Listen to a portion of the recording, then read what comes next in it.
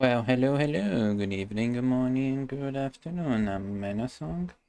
Hello, degen, author, and professional multiverse wizard specializing in world building and Waifusmith. Now, quoting by my shoulder is Grammary. A succubus is always open to game or acolyte, but the milking session is for after the stream because right now, time for some reading, and today we'll be reading Mercantilism by Eli F. Heckscher, which apparently is a slightly famous economist, so it is not a bad book. It has a Wikipedia page. I mean, the author has a Wikipedia page, and he's even mentioned as being famous for this book on that Wikipedia page, so we'll see. We'll see. Today,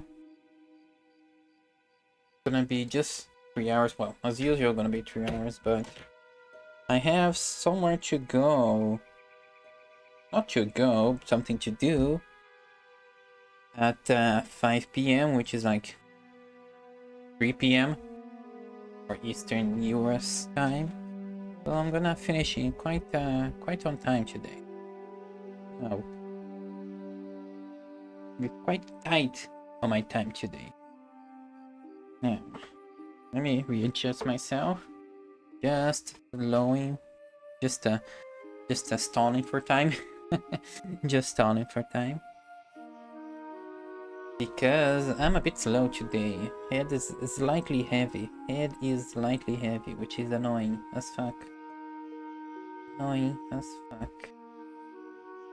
Let me just open some things on the side so I can check my audio. I've been tired way too much lately. I need to look into it. I guess I still need to improve my sleeping habits. I'm trying to wake up earlier, but not going to sleep earlier since I'm addicted to the internet. Unfortunately. It has not been very well to adapt.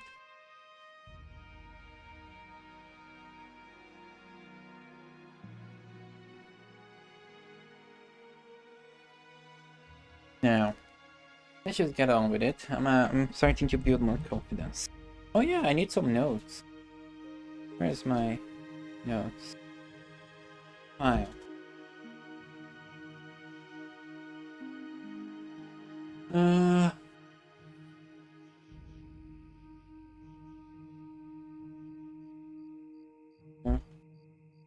It's always good to have some notes. Title.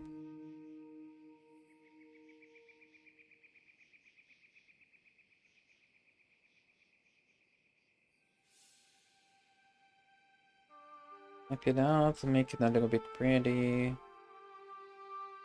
You can have titles and things like that. Mercantilism by Eli F. Heckscher. Did I write his name? Alright. Heckscher. Can you see my mouse?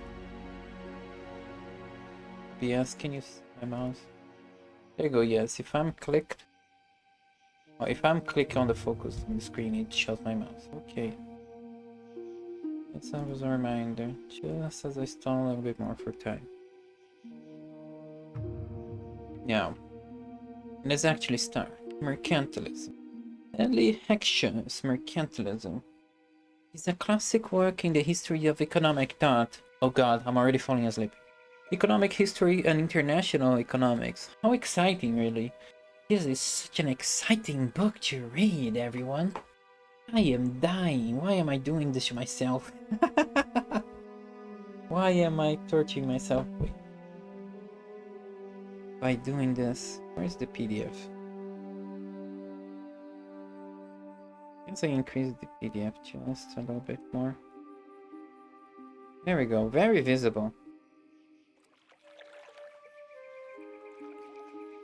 Very visible.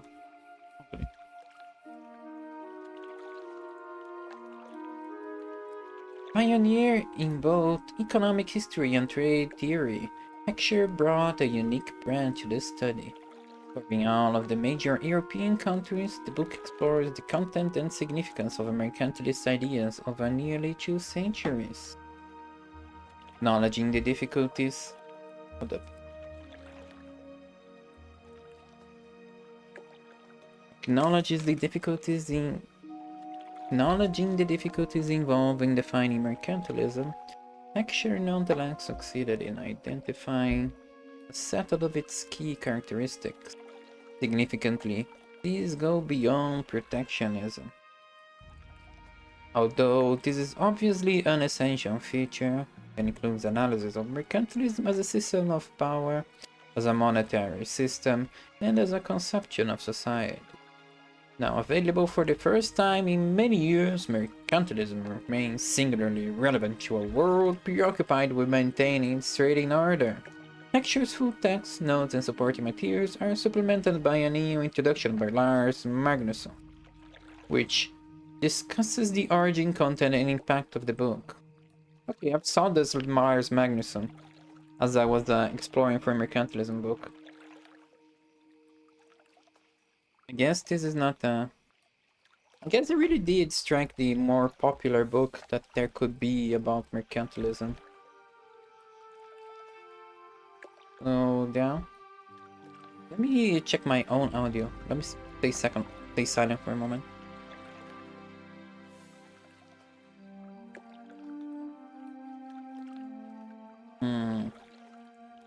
I think it could just tiny little bit.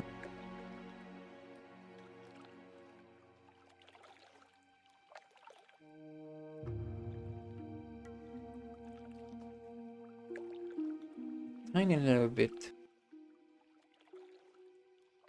quieter.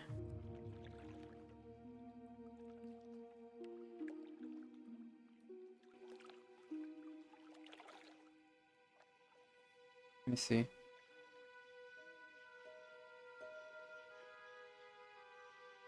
Now what? I should download these things. I should just download these files. Because I'm using the browser and it's so much more difficult to control the audio perfectly. Since the audio is like 5% already, and I need to use the mouse to click on the volume bar. No, this is difficult.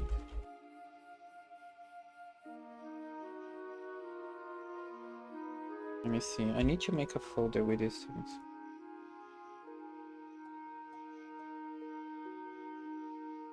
Yeah, a music folder with the background music that I use, so I can use my own audio player. Come on, just fucking open the thing to download.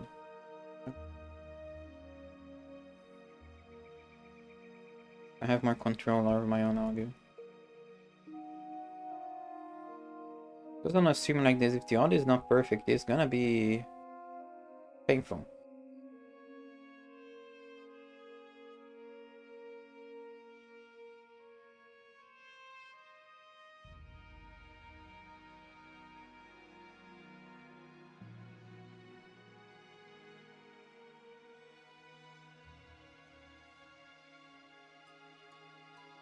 No. How am I gonna download a huge ass file like this now?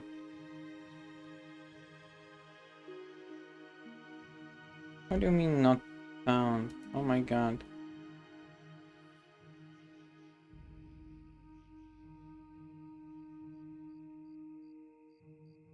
Every downloader is not working.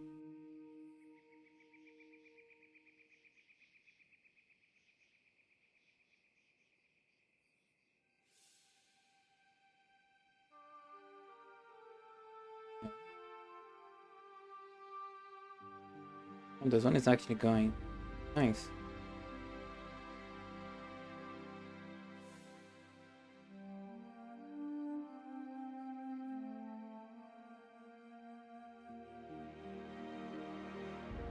Okay, I'm gonna bit while we read a little bit more. Anyway, Mercantilism by Eli blah blah blah with a new introduction by This Magnus, volume 1. Yeah, there's 2 volumes of this shit. Now, the quote that every book must have. The kingdom of heaven is compared not to any great kernel or nut, but to a grain of mustard seed, which is one of the least grains, but hath in it a property and spirit hastily to get up and spread.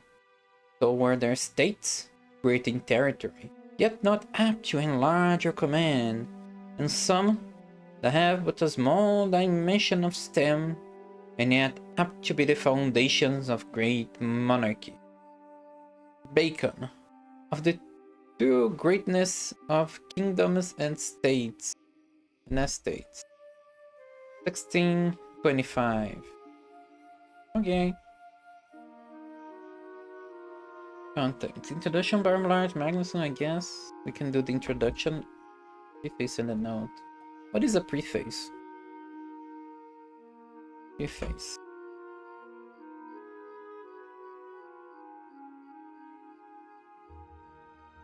English, please. What the fuck? There it is. Preface or proem is an introduction to a book or other literary work written by the work's author. An introductory essay written by a different person is a foreword. It precedes an author's preface. The preface often encloses with acknowledgements of those who assisted in the literary work. It often covers the story of how the book came into being. That's uninteresting. I guess we can go by the introduction. Mercantilism as a unifying system, historical background. Okay, it is interesting. Universalism. Particularism. Feudal disintegration. Municipal policy. The force of inertia and exemplification of the effect of unification. 2. The disintegration of the total system and the efforts to overcome the confusion. Now, there's a lot of Gyoza Teutonicorum Insania. There's a lot of examples of real history going on. Because, of course, this is a book about history. The struggle against local disintegration in other spheres. Importance of the change from municipal to national policy. How many pages does this have? 400 pages. No, nearly 500 pages. Woo! Oi, oi, oi.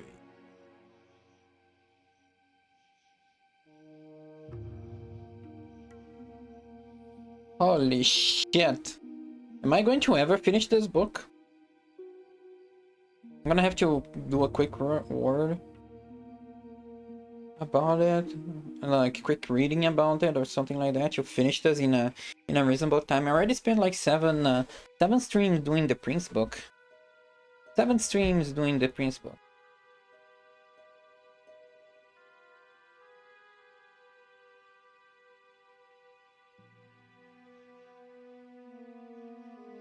How many more am I gonna do doing this one?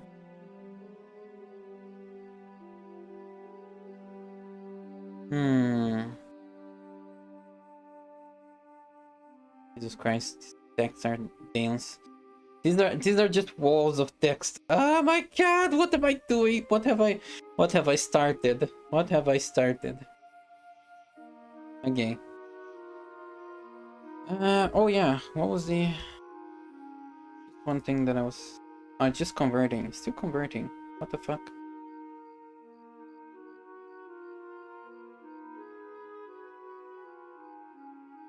No.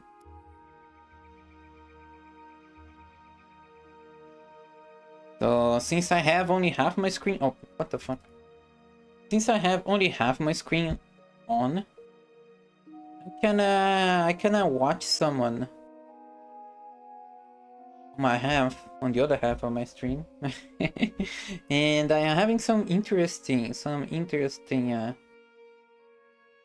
compensate for the largeness. There's something very interesting going on the other side of my screen. And I have way too many windows open. God damn it.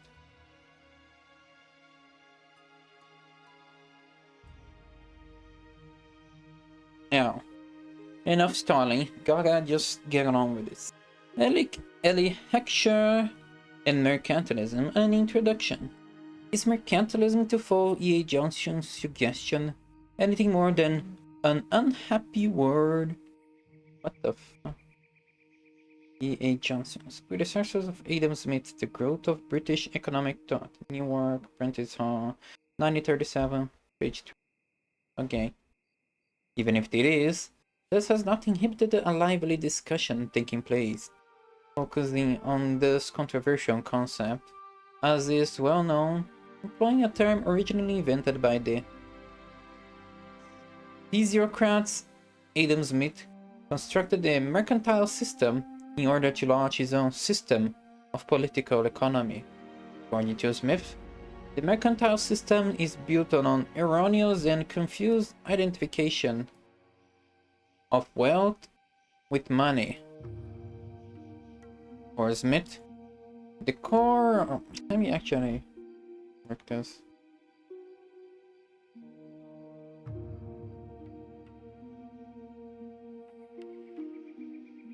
Oh, is it actually gonna work?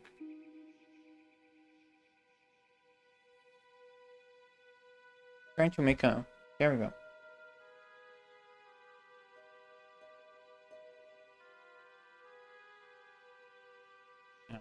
Not time to get distracted by bouncing boobas. In order to launch his own system of political economy. According to Smith, the mercantile system is built on erroneous and confused identification of wealth with money. For Smith, the core this is an interesting. According to Smith, the mercantile system is built on an erroneous, confused identification of wealth with money. Wealth is not the same thing as money. That is an interesting thought. That is a very interesting thought.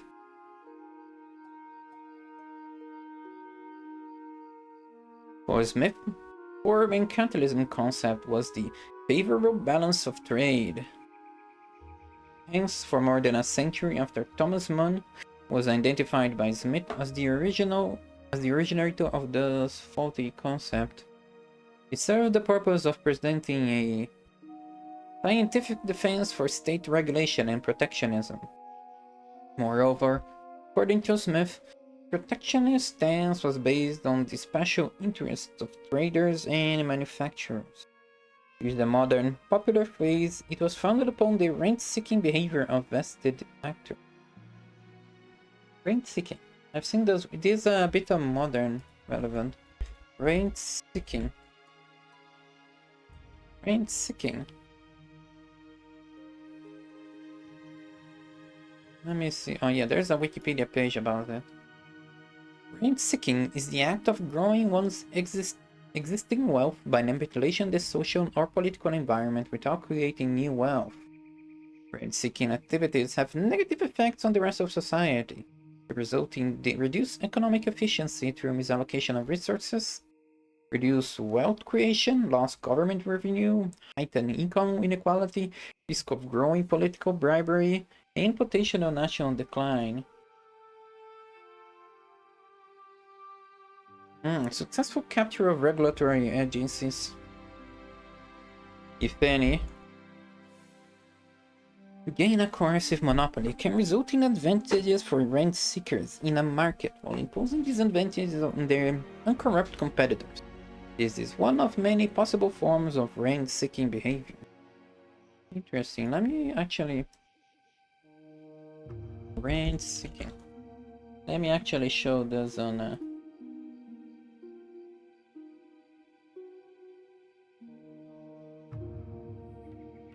stream, actually. I should show these things on stream because they are interesting. Rent-seeking. It makes sense. You seek rent, you do not produce, you do not create wealth. Can I move this? Oh, god damn it, OBS, please. I just wanna make it neat. There we go.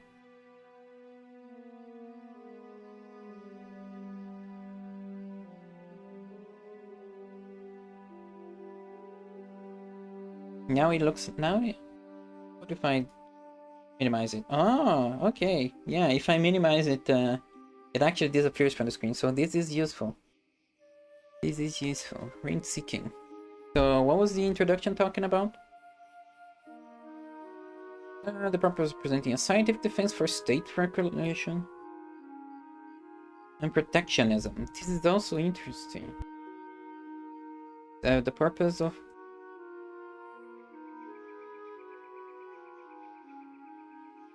I mean, I don't know, because these and the first quote. Oh yeah, I need to highlight it. Highlight. According to Smith, the mercantilism wealth with money. Okay, yes. It makes sense. It makes sense. You want you want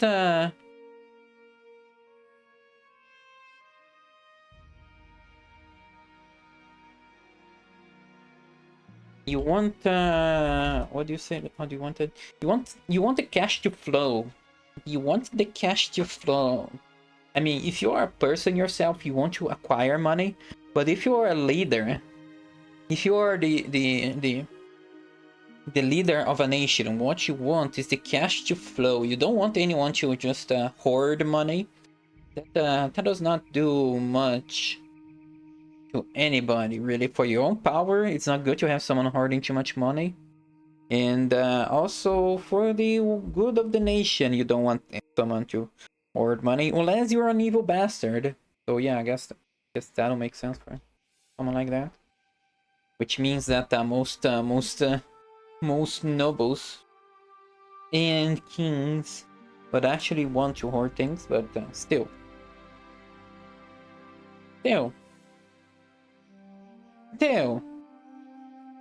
You need to balance. You need to balance your own evilness and your own greed with what's good for your nation, so you can remain in power.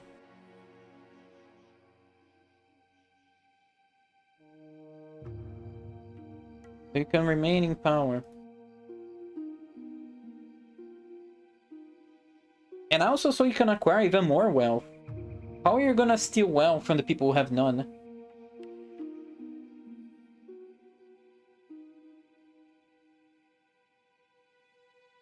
How are you gonna steal wealth from the people if they have nothing?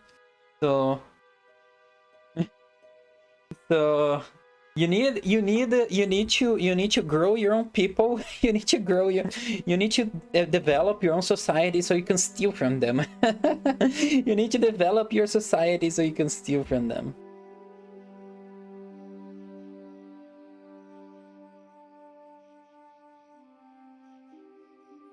So for you to be evil and live a comfy life as the king of a nation, you need to actually give something to the people. This is the ultimate goal, I guess. Yeah, otherwise you're gonna get deposed, killed, and possibly destroyed by your enemies who actually live better, will actually have better societies, better built societies than you. I mean, if you look at the US and you compare it to places like, I don't know, Russia or China, then yeah, free trade, free growth is a lot better than being a oppressive authoritarian state. For everybody, it's better for everybody, and for the stability of your own country. Yes, this is just the introduction. I'm already spending, and I'm already spending how much? Half an hour here. Yeah, we're going well.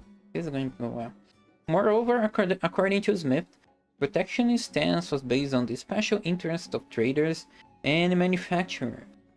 With a modern popular phrase, it was founded upon the rent-seeking behavior of vested actors. Yeah, so the merchants themselves, they benefited from this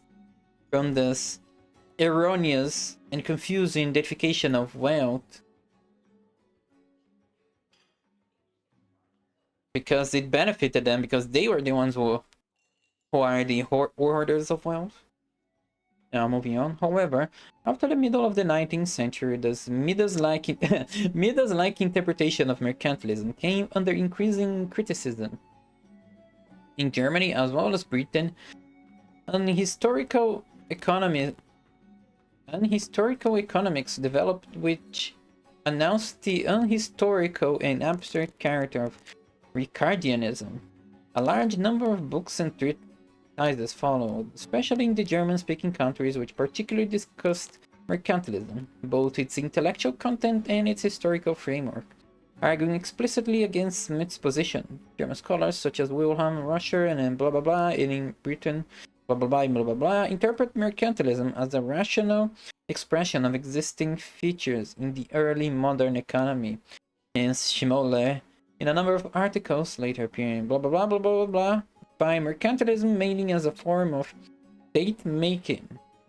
It was the strengthening of the state's regulative powers in the transition from the medieval to the early modern period, which was the characteristic feature of mercantilism, he claimed. The trade gave its coherence and system-like character. Okay, another interesting quote.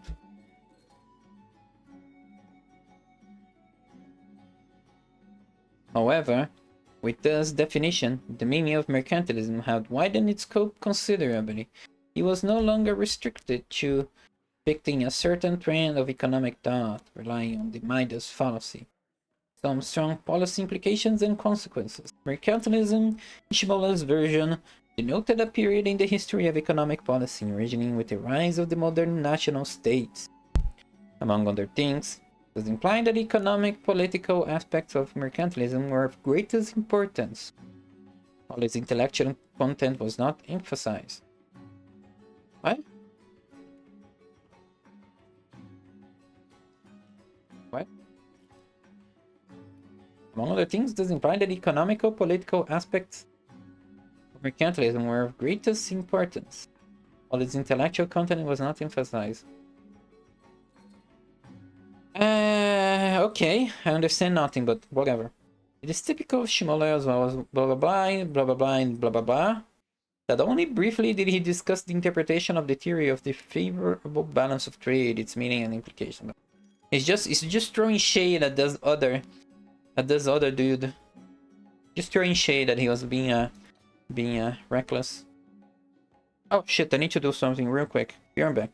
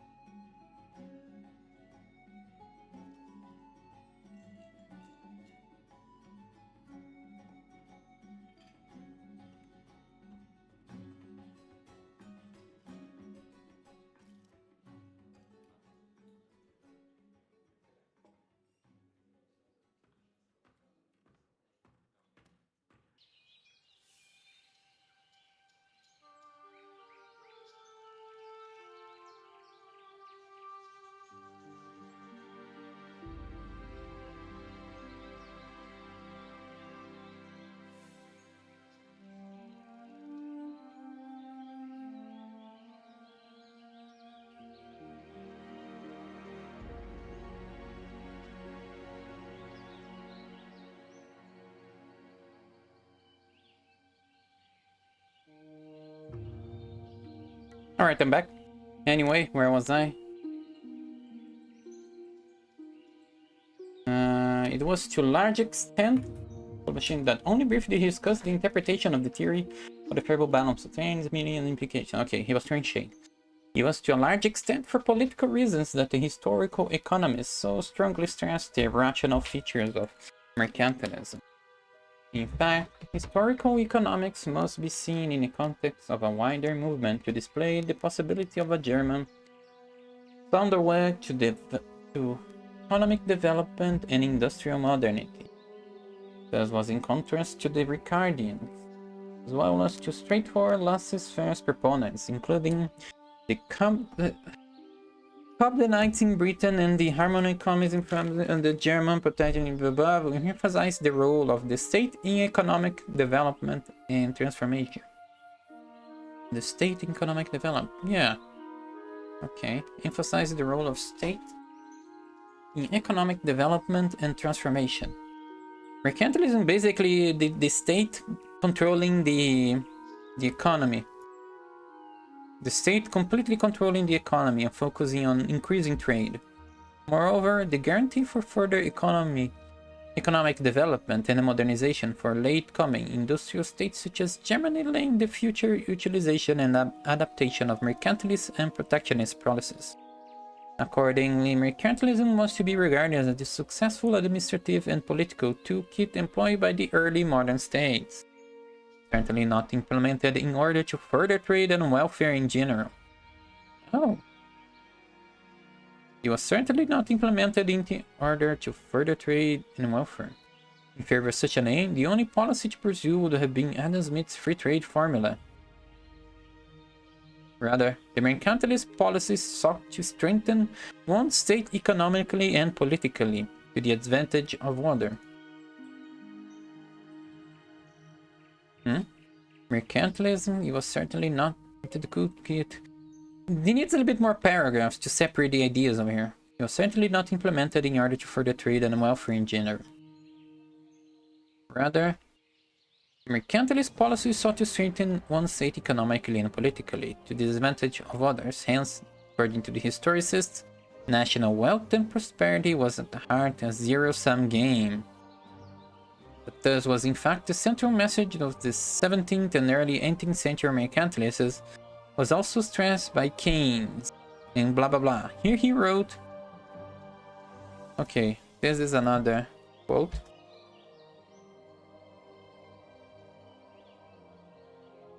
Here he wrote, "It should be understood that the advantages claimed by the mercantilism are validly national advantages and are unlikely to benefit the world as a whole." Okay, this is an interesting quote. This is a wild quote.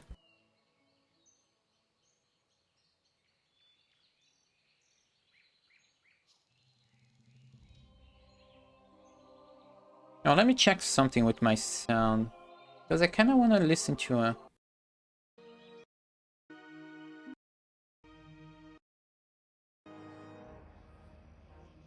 Okay, I guess I can mute myself for a second so you guys don't listen to this.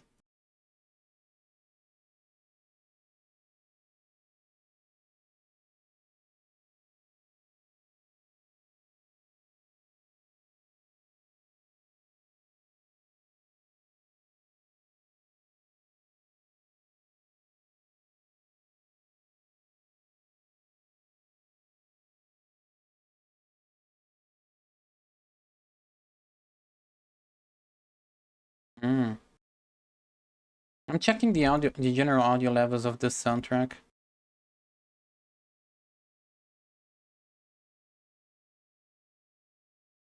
There we go. Okay, I want to listen to something else while I'm reading. I'm just gonna keep the audio like this.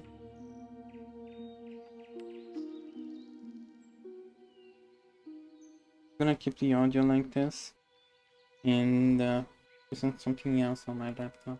Meanwhile.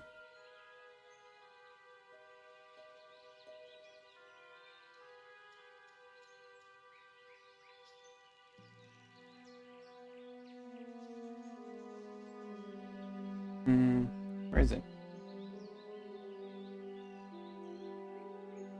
There we go.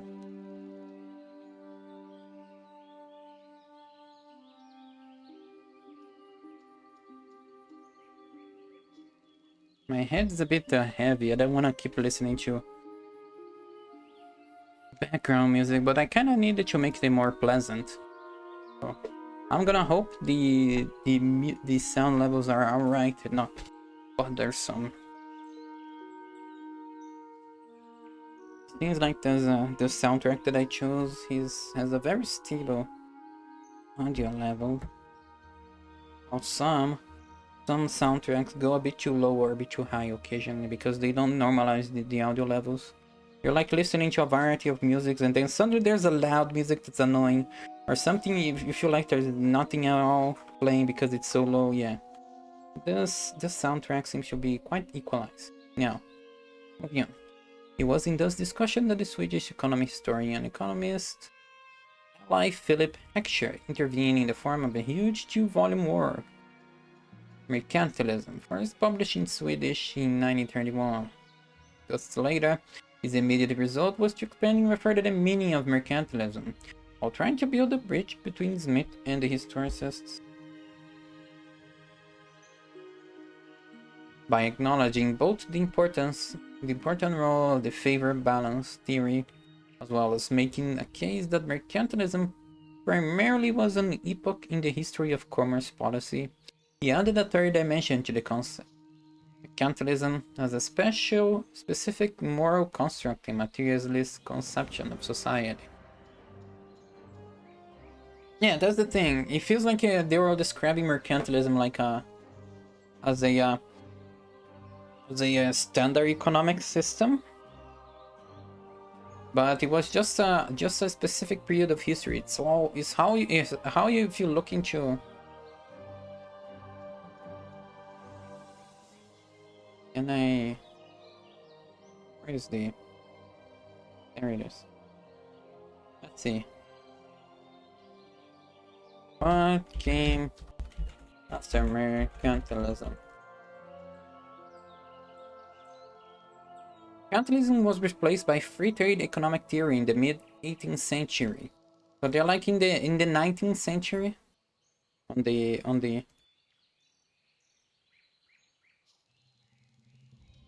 where are they? 1931? 18th century. Wait, how are centuries made? How are centuries calculated?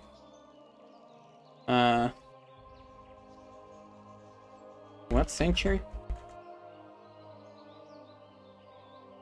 19th century, 819, okay. 20th and 21st century.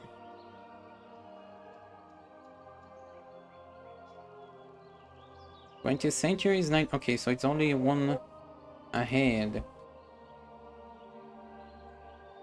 So it's the 20th century, and mercantilism mid-18th century, so 18th century, 1700. So it has been like a couple of hundred years since mercantilism technically ended, and the free trade economic theory started to the modern free trade economy started to get into steam. But it's not like they had at the time. It's not like they had this differentiation. It's not like they could see that we are not in mercantilism anymore. We are in the next century. There's like no clear turn of economic system. It's just something they feel like, yeah, about this time it was this sort of economic system. About this time it was this, or now more modern economic systems, and now our economic system is moving away. So it's only like hundreds and hundreds of years after things have over that they can actually start to properly analyze things and come into conclusions that yes, this is how it was. This is the specifics of how this was back this time, and this is how it was in the time after. Oh shit, move away. So at the time, I see that at the time before Eli Philip, mercantilism was kind of like a muddied, something kind of muddied definition. Rather, a bit more. It felt a bit more mixed with the modern economic system. But he was like, no. Economic system, mercantilism was a lot of things, but they were like more of a.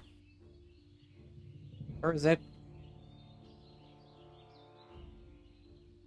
The more conception of without doubt had strong political this. Where was it? There was one passage. The form of mercantilism is discussed later. While trying to bridge by acknowledging both the important role as well as making a case that mercantilism was primarily was an epoch in the history of economic policy. Yes, it's a period. It's not just an economic system. It's a period of of history, so you can't exactly separate the economic theory from the time it was made on. Mercantilism was primarily... This is another code that I need to... And I need to add. Oh, this is also important. Important role of the favor balance theory. Yeah, this was the meat of what mercantilism meant, what were the goals of the rulers in the age of mercantilism. Favorable. It was the favorable balance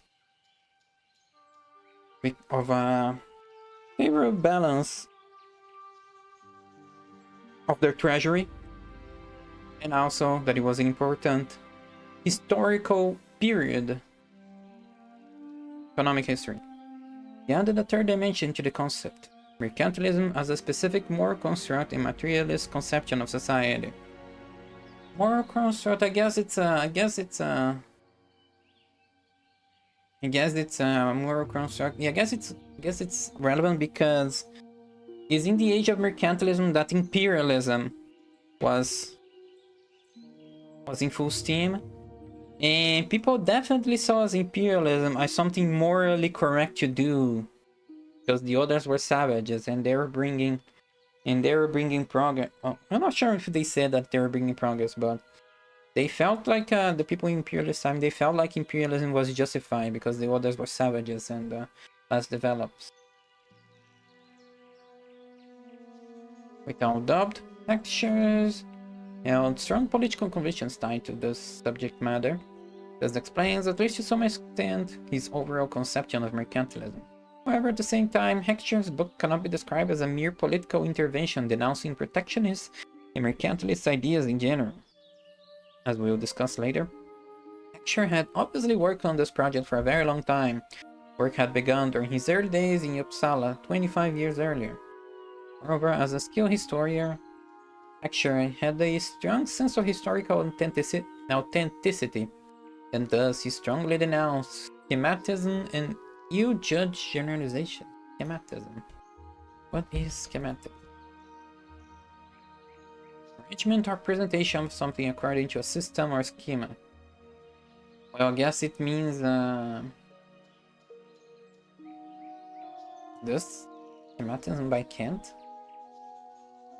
Kantian philosophy, the descent of schema, is the procedure rule by which a category of poor no-empirical concept is associated with a sense impression.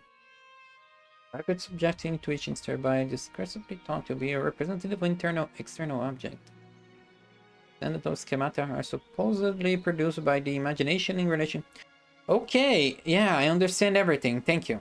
What the fuck is this though? This is unrelated. I think he means by schematics, like putting things into boxes even though they are not exactly fitting into the box. Yeah, and you judge the generalization, yeah.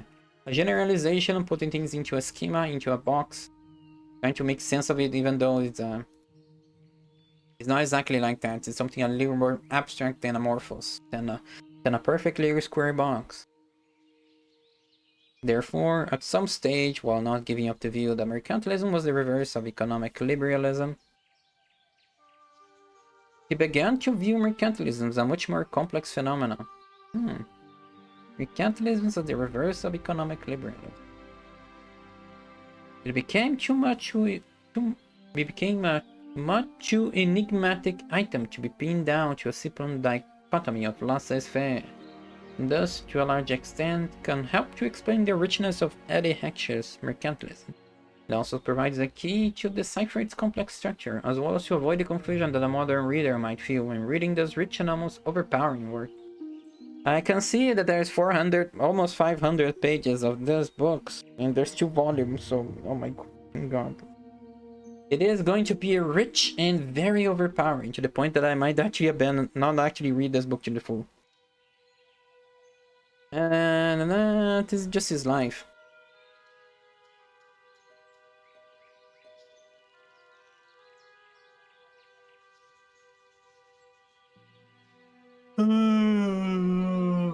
He kept a tight control over his apartment. Yeah, this is just his life, blah blah blah.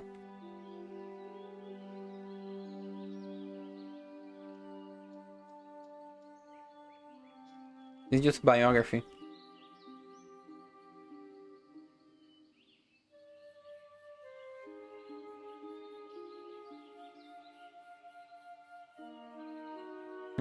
Biography. Okay, Mikoto. Hello, Mikoto. Hat is off. No protection. We're going in raw. Watch out, everyone.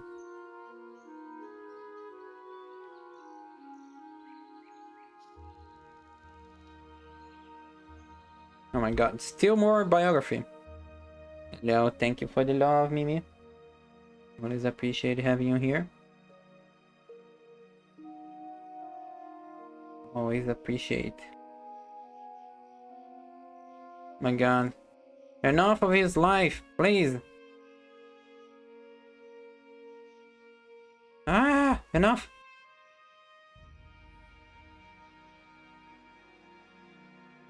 There can be some interesting information over here, but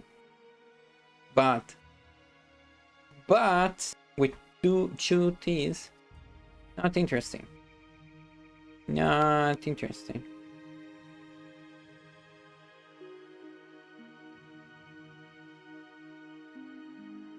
Oh, now here's a little bit more information, but whatever. Okay, introduction. How many pages of introductions there's gonna be?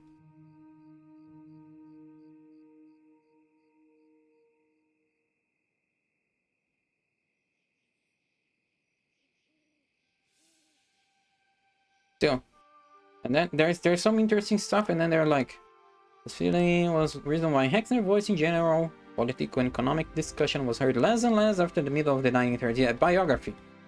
This is biography. Biography.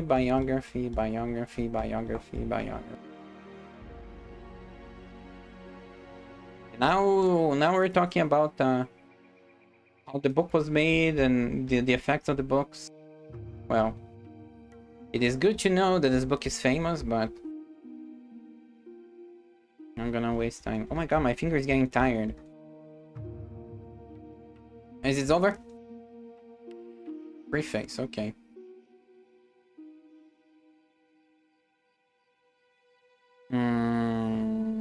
Also not interesting. Preface is not interesting.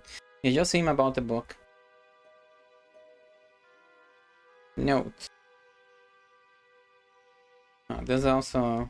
Wait. Let me quickly read as well.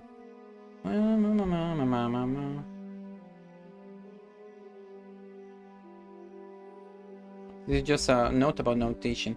How are you holding up today? I am holding up. Trying to hold up. Bit tired, honestly. My head feels a bit heavy. Like I was almost not wanting to do this today because my head is feeling a bit heavy. Thank you, Bunkum, for redeeming the first. Congrats, you get a whole honorary Grammy where you can do anything you want. Remember, she's pretty good with illusions. Like I want to study, but at the same time, I need to rest a bit more. So I'm just taking it a bit more easy, I say. Thank you for the head pat, Mimi. I appreciate that.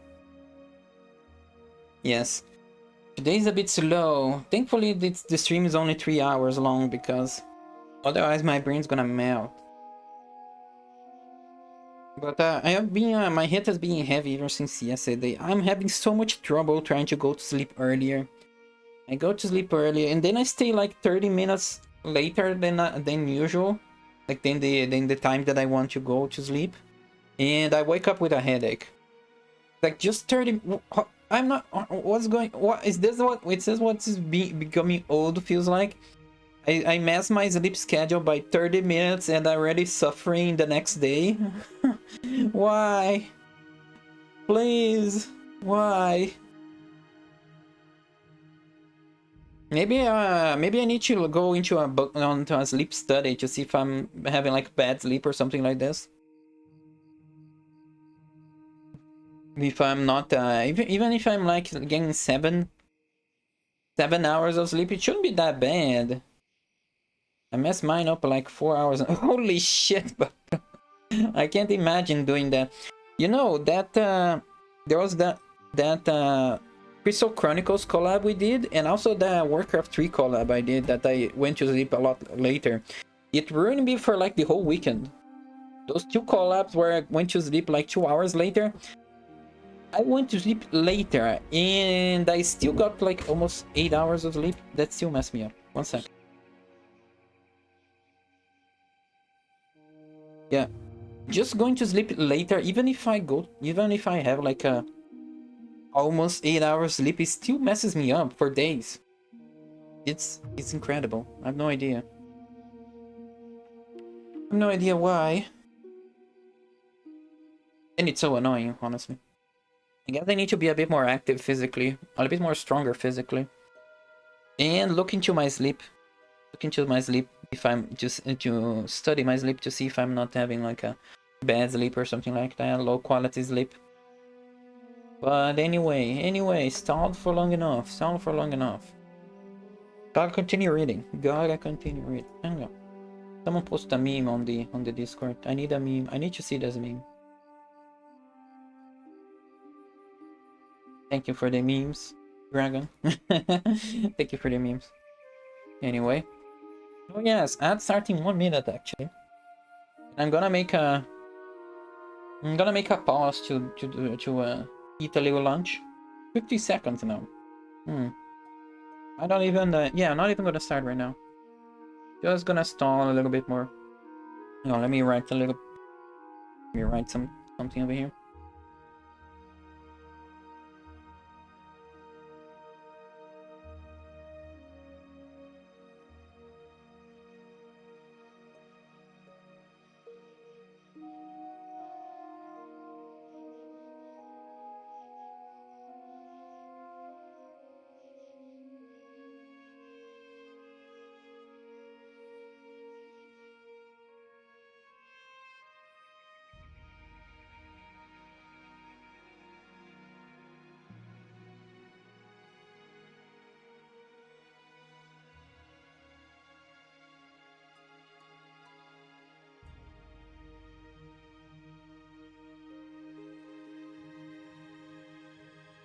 Okay, as they're gonna start, just needed to write a little few notes. And I already took some coffee, but I think I might I'm kinda gonna drink a little bit more because I wanna eat a little bit of some sweet simple chocolate cake with coffee. It's not the same thing if it's just milk. I actually enjoy drinking coffee. Coffee with milk, not just raw coffee, not just black coffee. I can't deal with that. I can't go black. I've gone black and I have went black because I can't deal with it. Unless it's an espresso. Black espresso are actually good. Anyway, lunchtime, be right back. See you guys soon.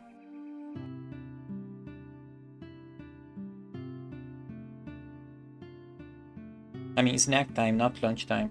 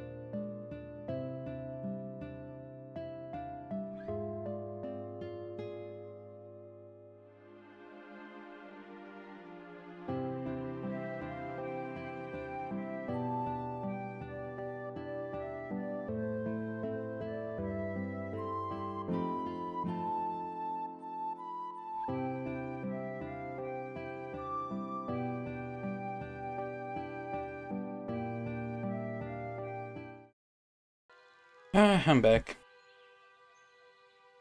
I needed this. I needed to read this. Oh, hello.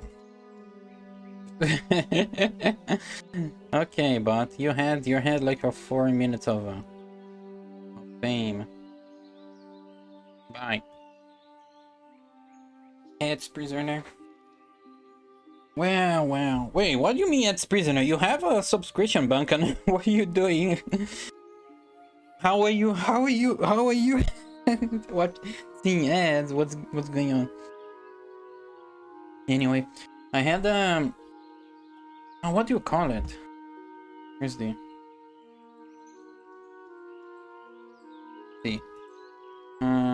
French bread.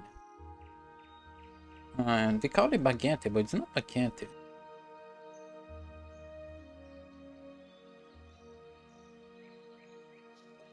It's this kind of bread. What do you call it? Pão francês, short cylindrical bread roll with a soft white curd and a golden crispy shell that is popular in Brazil. Oh, this bread has different names throughout the states in Brazil. Just pão de sol, cacetinho. Cacetinho, really. I never used the redeem. You've used the redeem a few times. What do you mean? Cacetinho is like a small cock.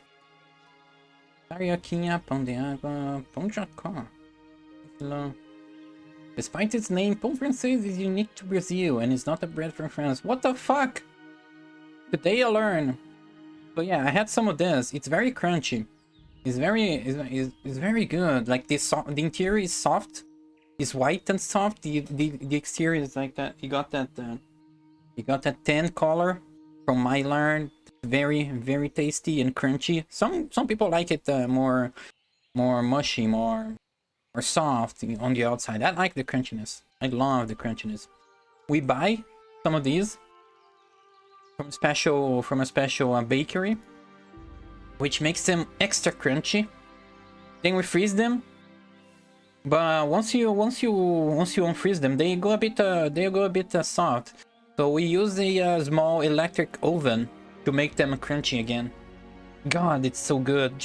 Then you just need like a piece of cheese and ham, and it feels so good and it tastes so good. Is that how you call it? It's ham.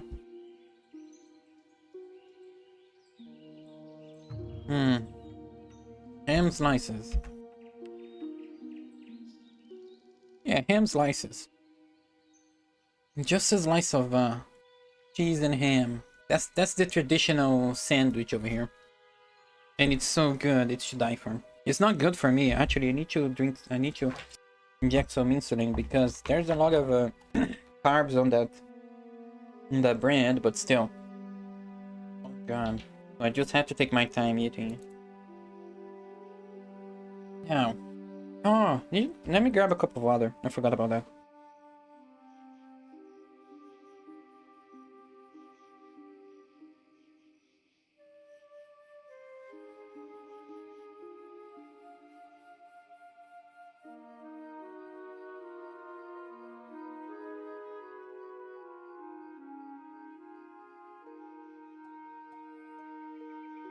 Need a little bit of water to dry my throat. No, to wet my dry throat. Now, let's actually move on. Mercantilism never existed in the sense that Colbert or Cromwell existed. It is only an instrumental concept which, if aptly chosen, could enable us to understand a particular historical period more clearly than we otherwise might. Oh, that's the point I wanted to make. Is this is not exactly a super special economic system. It's just a way to understand particular historical period.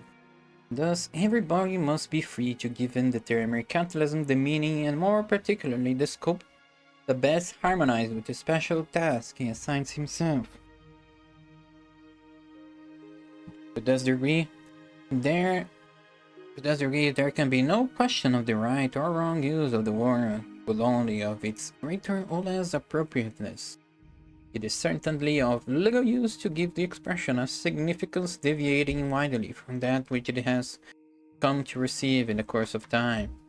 criticism partly applies to the way in which the term has been employed in historical works during the last 50 years, without in any way desiring to abandon the positions gained in the advance that recent research has undoubtedly made. The following exposition constitutes a return to the original meaning of the word, not in place of, but in addition to the meaning that recent historians have wanted to give it. Now, this book is from 1994, so not exactly recent. Like 30 years ago. What mercantilism should be taken to stand for in this book may be stated in a few words.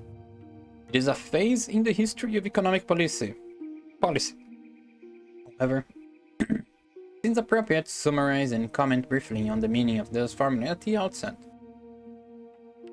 First implication is that it is the economic aspect alone which is to be treated.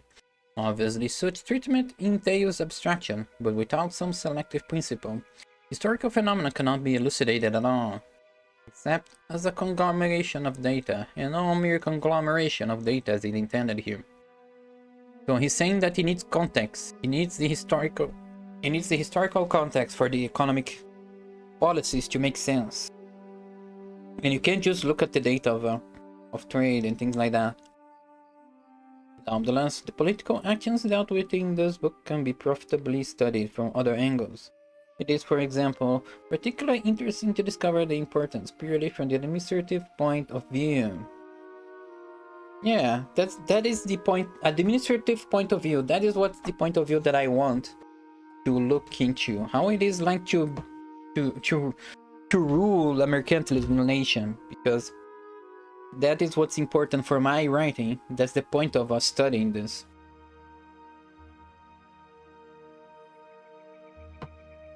Oh god, I'm lost myself. Oh, administrative point of view. To investigate the public bodies which carried out the actions. Yeah, also how it was actually implemented in practice. The public bodies will carry out the actions, how it was implemented in practice. Oh my god. Oh, dear Lapis _Windbloom, your Oh, shit, mischievous request dances with glee. Let the bonks rain down upon Mana in a playful barrage of affection and jest. For 3 minutes, the air shall echo with the sound of bonks, a symphony of humor and camaraderie. Embrace the mirth of the moment, for laughter is our compass. Bonk, bonk, bonk. Ow, ow, ow. Thank you, Lapis. Also, not thank you, Lapis, for repeatedly bonking me. She's always bonking me. She's always bullying me. She has to compensate. She has to compensate the bullying by bullying me.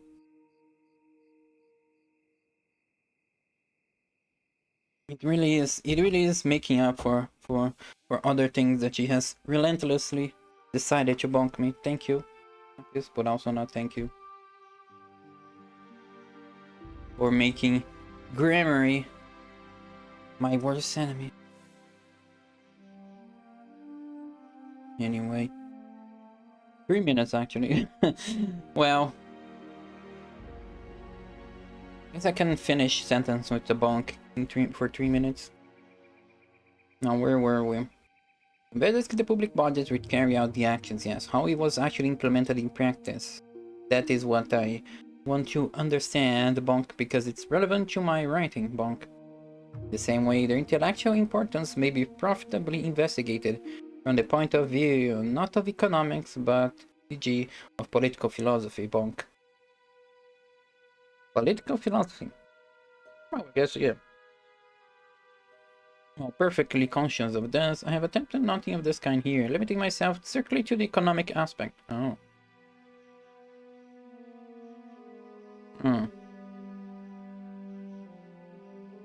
The political philosophy would actually be interesting for me because it relates to the explanations why you're using this economic system, why you think this is gonna work. So the philosophy of things would be pretty great for my writing, bonk.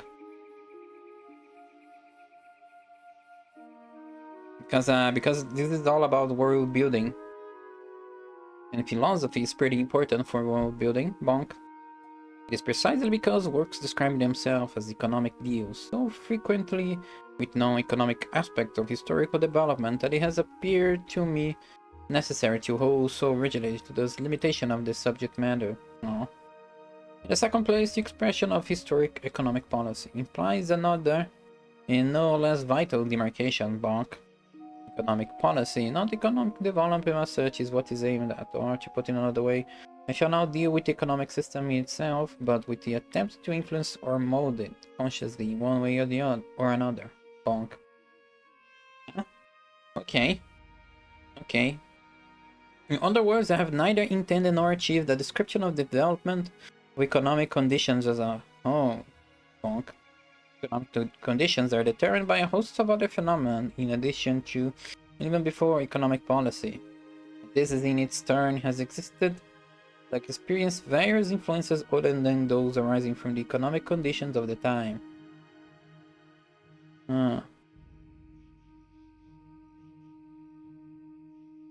I guess he's... Well, I have no idea what he's talking about, honestly. Better not even make a guess, it doesn't make much sense. To me, at least right now. It is therefore an inescapable precondition for a current understanding of the subject that the distinction between economic policy and external economic conditions be kept well to the fore. External economic conditions and economic policy. Okay. I'm still not sure why he's making this distinction between policy and economic conditions, but okay, just continue moving on.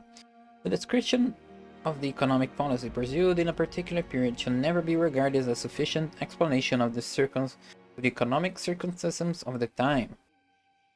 Nor should the economic policy be viewed simply as the outcome and result of the actual economic situation. Of course, this does not detract from the fact that economic conditions and economic policy in every period are inextricably bound up as they necessarily must be, bonk. The following work I shall do my best always to regard economic policy in view of its twofold relationship with actual economic conditions and to set it forth both as a cause and as a result of the latter. Bonk. Oh, I guess it's trying to say that the policy and the conditions of living, they are like a constant back and forth. They're not like one is a result of the other, not like a straight relationship. They're constantly influencing one another. So it's a dynamic, ever-changing relationship between the two. At the same time, the reader should be warned against losing sight of the relationship of economic policy with other than external economic phenomena. This will not, of course, prevent very important aspects of the prevailing economic situation as such from coming within the range of my survey. The explanation makes clear what concentration on economic policy is intended to imply. The next question is, what is the particular phase in the development of economic policy that is here given the name of mercantilism? The question may be answered very simply as far as approximate dates are concerned. It deals with the economic policy of the time between the Middle Ages and the age of laissez-faire. Even though this period begins and ends at quite different dates in the various countries and regions concerned, it presents with the time factor with sufficient clarity. Economic policy of the time between the Middle Ages and the age of laissez-faire. This is a good quote to remember.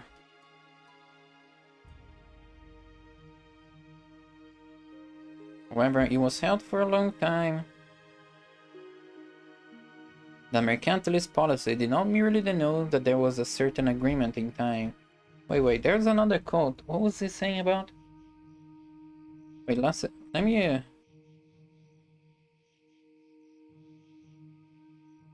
There was another time where he said...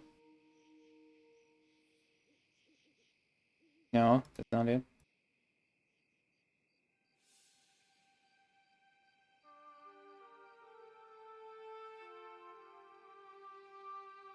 Wasn't there one at the start? Was this the first one?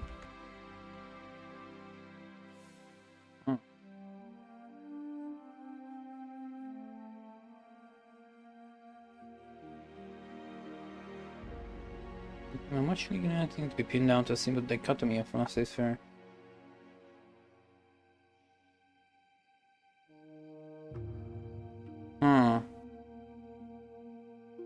There was another quote that I think it was that I think I should have what was it? Liberalism, economic.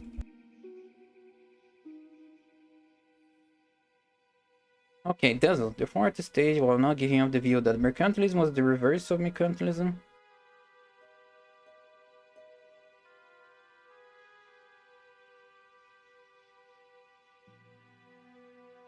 salvation in logical system.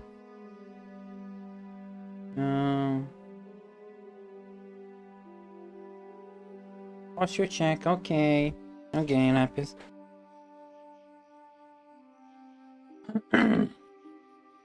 There was a. I can't exactly find what was exactly on that quote. I think it was like something like, mercantilism is the opposite of economic liberalism or laissez-faire. Something of that. Something of that kind. I guess it was this quote. I guess it was.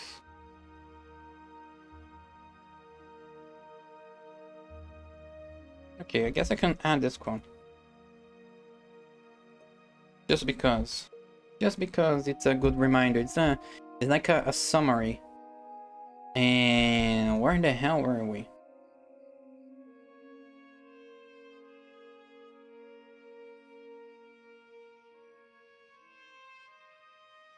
That says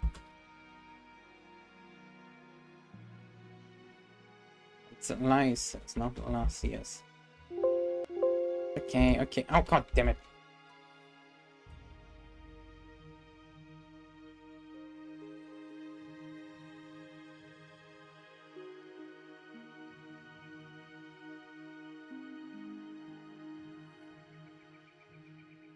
Basically, is that still the introduction? It is still the. Okay. I think we're over here. Although this period is dense in the various countries and regions concerned, it presents the time factor with sufficient clarity. However, it was held for a long time that mercantilist policy did not merely denote that there was a certain agreement in time between the economic measures in question, that there existed in addition an inner harmony between the different parts of this policy, a fundamental outlook uniform in essence, which was expressed in all its measures. During the last 50 years, the meaning of the term has in some respects undergone a change at the hands of historians. The result that thus uniformity appears much more doubtful than was previously supposed. Yeah, because at the time of writing this book, the idea of mercantilism was a bit more closer to their time, so it was a bit more muddied. Facts were a bit more muddied. The differences between the current economic system and the previous economic system. The facts of the case, whether such uniformity actually prevailed, and if so, what it signified, emerge only under close examination. In my mind, uniformity does exist, though certainly never without inconsistencies. They're not always clear, even to the people involved. Yeah, I think he means about uniformity is that they want to create a singular definition of mercantilism, but each country has its own legal, special, complex economic system. So it fits a few, but doesn't fit all, and there's always some weirdness going on, some details that are stay outside, some details that are missing, things like that. So it's a very vague time period, very complex time period. It exists at any rate to a degree enough to make the instrumental concept of a uniform economic policy essential, not to say indispensable, to an understanding of the existing order of events. In my opinion, the rigid treatment which is inevitable in the making of any synthesis brings out the essentials in the development of economic policy. Mercantilism is treated as a uniform, coherent system and not merely as a chronologically determined period.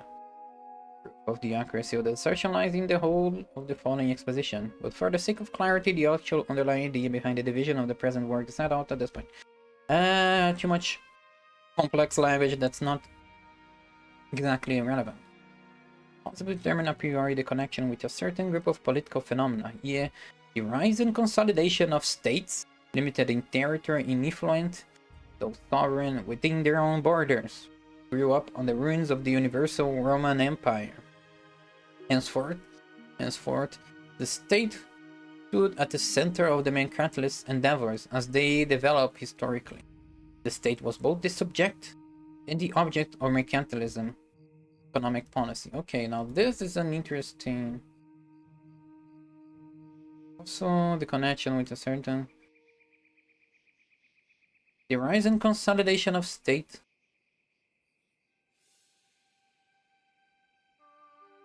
Limiting terror within their own body. I think this is an interesting quote. Because it comes after a period of... This comes after Machiavelli's time. Machiavelli's time was a period of a lot of instability.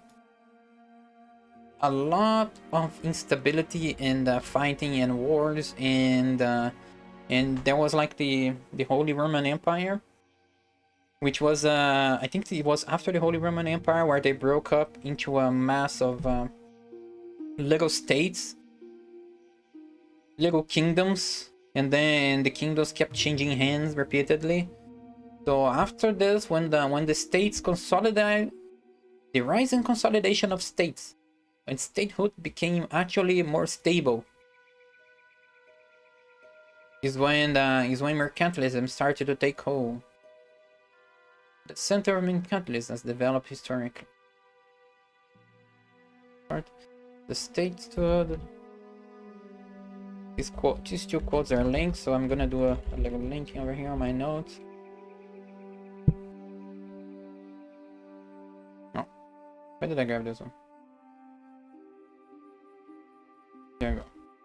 The state had to assert itself in two opposing directions. On the one hand, the demands of the social institutions of the confined territories had to be defended against the universalism characteristic of the Middle Ages. What does this mean? The demands of the social institution of the confined territories had to defend against the universalism characteristic of the Middle Ages. Almost everywhere nations split up and took to themselves the authority repeatedly exercised over the Christian world by the unified medieval church and by the second and feebler heritage of the Roman Empire. Universal monarchy in the form of the Holy Roman... Oh, that's exactly what I just said. Yeah. They were on the ruins of the Holy Roman Empire where everything was like a mess of little states.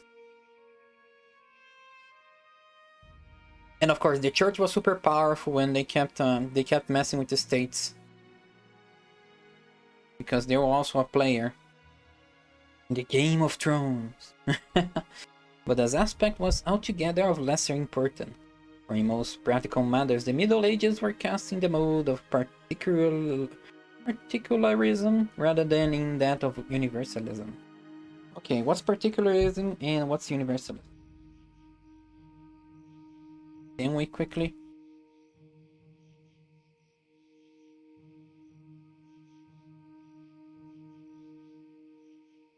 Can we quickly make a Google search?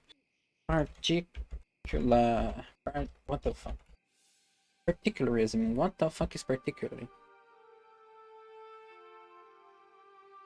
Particularism or particulars? Okay.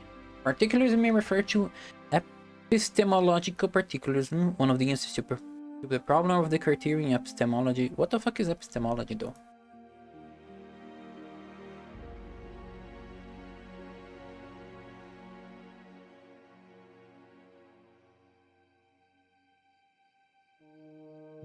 We put this one in English. Epistemology is the branch of philosophy concerned with knowledge. Epistemology studies the nature, origin, and scope of knowledge. Oh, this is meta knowledge.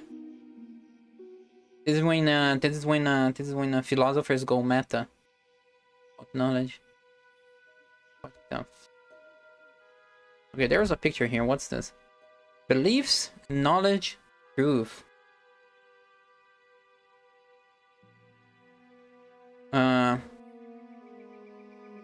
True beliefs. True beliefs. Justified and true beliefs. Knowledge. Okay. I like pictures. Okay, now what was universal? Oh no, wait. Historical particularism.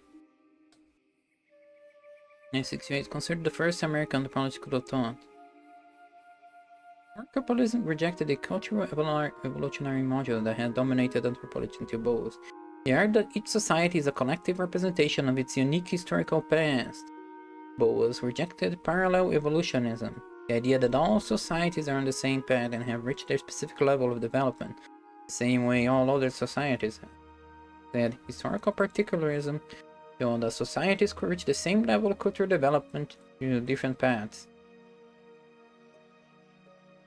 Sounds obvious when you think about like each culture has their own little thing. Why are all cultures considered parallel evolution? What? Well, whatever. This is a bit too philosophical for me. Fusion trade corresponding environment and historical accidents may create similar cultural traits. Great traits, as rejected by Bowles, are used to explain cultural custom, environmental conditions, psychological factors, and historical connections, history being the most important. More particularism, the view that there are no universal moral principles. Oh, I think I applied to this one.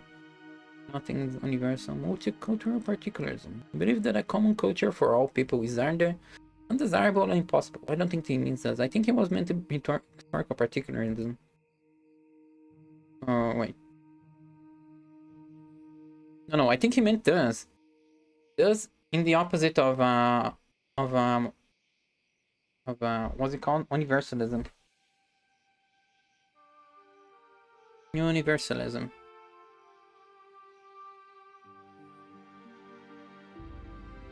Universalism refers to religious, theological, and philosophical concepts with universal application or applicability. Universalism may emphasize the universal principles of most religions. I think this one applies Christian universalism.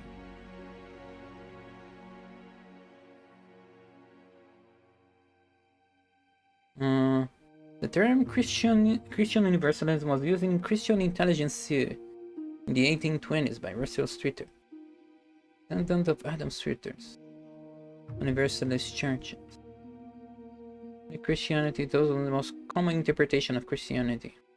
Former Christian denomination, Christian universalism originated in the late 18th century with the Universalist Church of America.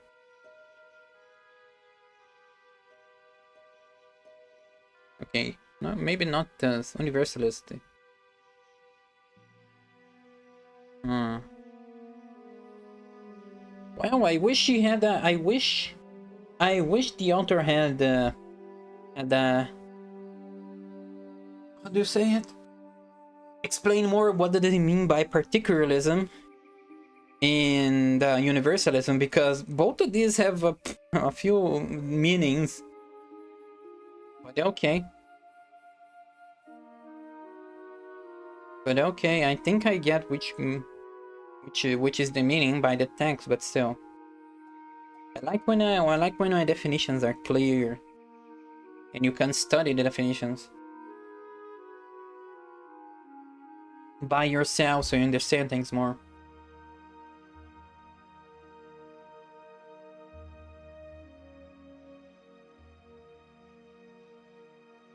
Yeah, where was I exactly? Particularism rather than that universalism. For this reason, undoubtedly, the greater power of mercantilism was directed inwards and not outwards, against the still more narrowly confined social institutions, cities, provinces, and corporations which had dominated medieval social activity. In both directions, it was thus a question of making room for the constructive work of the state in a field of activity which, regarded from the mercantilist point of view, had been observed by super and infra-state institutions. What the fuck does it talking about? Considering in this light, mercantilism is primarily an agent of unification. Its adversary was medieval combination of universalism and particularism, and its first object was to make the state's purpose decisive in a uniform economic sphere and to make all economic activity subservient to the considerations corresponding to the requirements of the state's domain regarded as uniform in nature.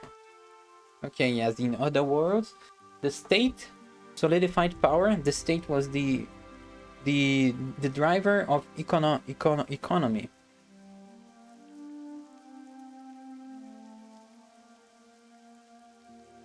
And everything was subservient, every other economic activity was subservient to the state's goals. You know, the extent to this, which is presented, extent to this, God damn it. The extent to which this presented an important but not insoluble problem obviously depended on necessity on the difference in political and administrative makeup of the different states. On the one hand, a state which was already consolidated in the Middle Ages did not present the same demand for unification as was needed by a state disintegrated and disrupted from the start.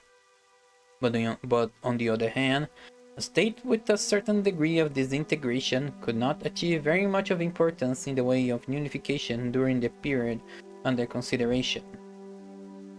This distinction between the various states is of supreme importance in that part of the work of unification which refer to the more or less haphazard disintegration, as expressed most typically in the tall system, but with numerous parallels too in other spheres. But in addition to this kind of disintegration, which for want of a better term I have called feudal, there was another and in many respects more important kind, that which was based on medieval municipal policy.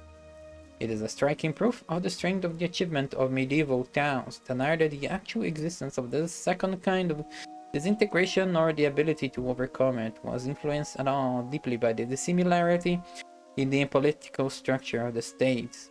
Every state occupied a roughly similar position in relation to the medieval municipal policy.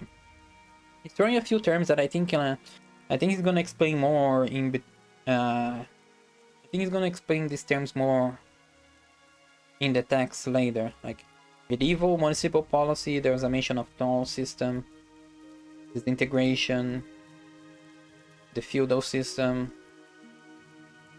But yes, this is just a summary of things that are gonna be said.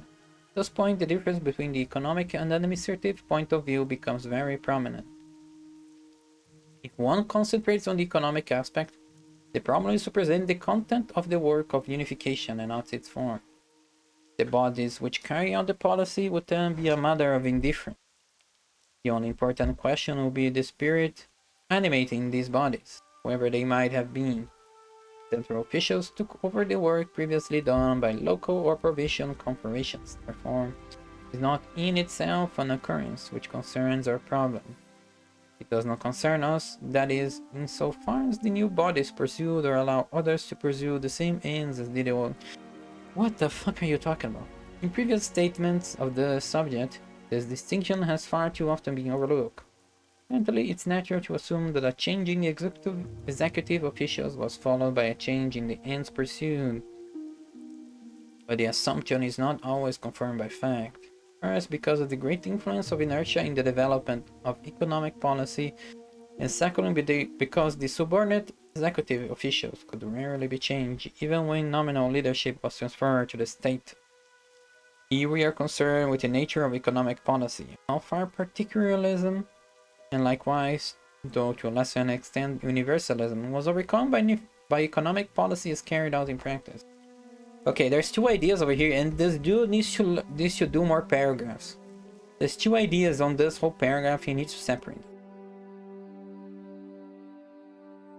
There is the analyzing. I think the first part is talking about the economic aspect, analyzing the economy, how the economy work, and the administrative point of view, like what the people managing the economy, managing the territory, the kingdom wanted as a goal. Like there's two different things you can analyze over here.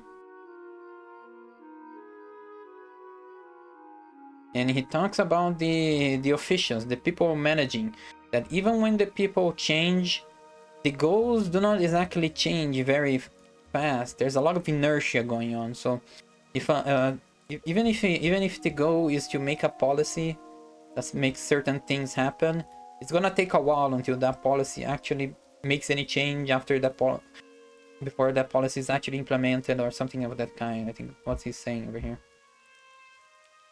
Whether a success or a failure, this policy played a great part in economic development as a whole, and it was largely dependent on this development whether economic policy obstructed or encouraged economic development in a direction that took it away from medieval forms of society. The side of mercantilism is of particular importance from the point of view of the relationship of politics and economics. It is a question of the degree to which institutions, originating either in the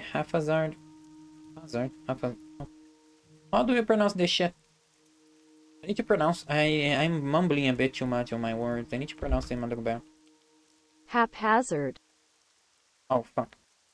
I don't have the forms on. Of course, I'm not gonna listen. Haphazard. Haphazard. Haphazard. Haphazard. That's how you pronounce this shit? Haphazard. Haphazard. Haphazard. Haphazard. English, please.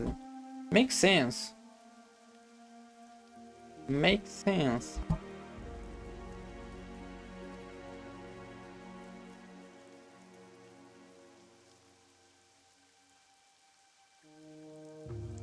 Haphazard. The haphazard. Seriously. Haphazard.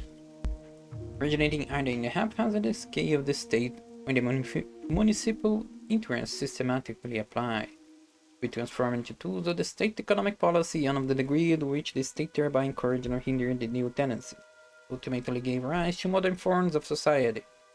Obviously, this is not even approximately equivalent to the problem of the rise of modern forms of society and the genesis of the Industrial Revolution or of modern capitalism, but is the problem of the contribution of economic policy to the same aim.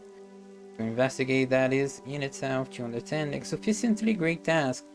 I have no fucking idea what you're talking about. The following work deals with us by selecting typical aspects in the economic policy of typical countries, and thus attempts to illustrate the achievements of economic policy as a whole, since that problem is far less concerned with the depth of originality of actual ideas than with the possibility of their application in practice. This part of the subject has taken up comparatively a great deal of space, for as Schiller says, thoughts dwell easily together, but things in a confined space press hard against one another. For this reason, the first part of the present work, which is devoted to this task, has become roughly as long as the whole of the rest put together. It might have made an enormous difference to economic mobility in all its forms if mercantilism had really succeeded in forming states into economic units. Consequently, the extent to which mercantilist policy did succeed or fail in so doing was especially important from the positive or negative point of view. At the same time, unification in itself is a somewhat abstract notion. In other words, it says little with regard to the kind of economic policy to be pursued within the unified state. The conclusions follow spontaneously that this cannot exhaust the content of mercantilism, and in fact, this does not even exhaust its relation to the state. Okay, it's talking about unification, which you need the state has a lot of control over the economy. The state wants to guide the economy in this way, so the state tries to unify. The state tries to unify itself, but even then, it's not. Reminder that this is something abstract. Unification is something abstract and difficult to actually achieve. So it may. Most states may never actually achieve any sort of unification itself. Or be hard to gauge if they are actually unified. Without deviating from the relationship of mercantilist policy to the state, we may ask further, what was the object of mercantilism using economic forces in the interests of the state? What was the object of mercantilism using economic forces in the interests of the state? The answer is primarily that he wanted to make use of them not directly in the interests of the subject, but to strengthen the state authority itself, it concentrated on the power of the. Okay, this one is an interesting quote. The object.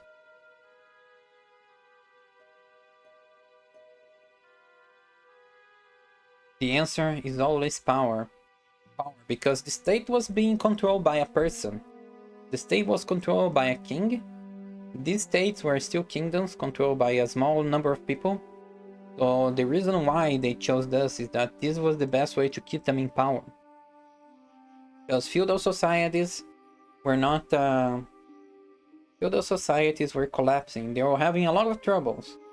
We studied on the last stream one of the factors that led the change from the feudalism was the kings found the lords to be unreliable.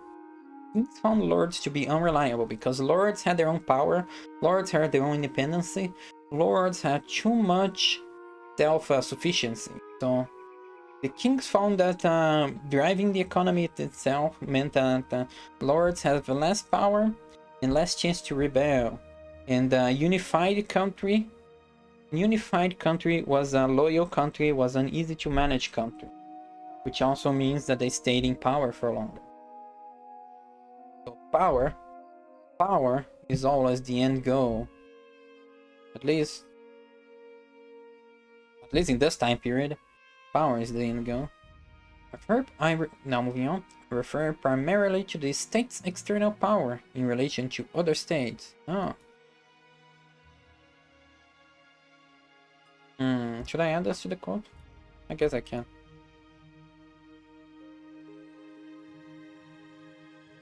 Oops. I'm making notes. Can't talk right now. I'm making notes. Internally, as far as the state in relation to its subjects was concerned, there was far less cause for discussion. The necessity for a particular interference by the state to attain the intended end is then left out of consideration, and the efforts to strengthen the state's internal power is considered as a branch of the work of unification.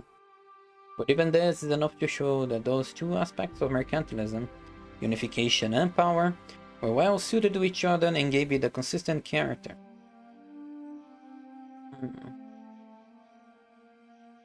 Yes, it's talking about that these are the main characteristics of mercantilism: unification of the state and the acquisition of power. It is perhaps more important to draw attention to the opposite point, that the two were not inseparable, that there were two separate aspects become clear in considering laissez-faire, for thus policy usually combine and Sorry, I had to clear my throat. For thus policy usually combined in unification, which was almost complete in every respect, with a remarkable indifference to the considerations of power. Thus, the combination of the two was typical of mercantilism, and its characteristics as a system of power forms the second part of the book. Yeah. Laissez-faire, what is actually laissez-faire?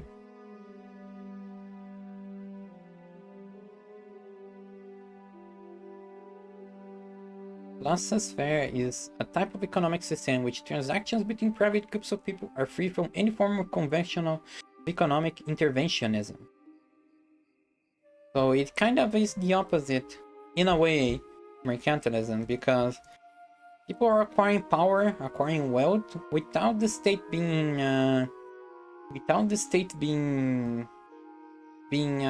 involved. So this is not exactly in favor of unification of the state under the power of the leader, and it does not give more power to the leader, to the king.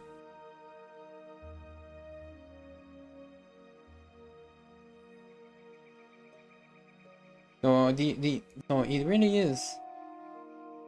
That was, and the goal of the time, was this. The goal of the time was unification and power. So laissez-faire is actually something separate, different from the mercantilism. We're just trying to define lines of what is mercantilism and what isn't, because it's an abstract and is a time period with a with a variety of economic policies, and also different goals, different objectives, different things happening. So they need to define goals and what is and what isn't mercantilism. So they're trying to define laissez-faire as opposite to the common goal of the countries of that time, which was unification and power. The common theme in the common theme in the way that countries were managed at that time was unification. That they seek, that they seek, that they seeked, that they seek, that they searched for unification of power. The combination of the two was typical of mercantilism, and its characteristics as a system of power forms the second part of the book. Both the work of unification and the striving after power were clear results of mercantilism and its capacity as the economic system of the new sovereign state. Both were given to a high degree in the environment, and in fact we may go so far as to say that every state would aim at a certain minimum of both economic unity and external power. Did I actually... Okay, external, yeah, I need to... how do you call it? Bolden. Yeah, I need to bolden this on the quote external power, not internal power. Unification means internal. I mean, unification also means increasing internal power, but the external power is something more different. Because they're competing against each other. They're actually competing against each other under mercantilism because the rulers of the time thought it was like a certain of a zero-sum game. If I gain more wealth, someone else loses that wealth.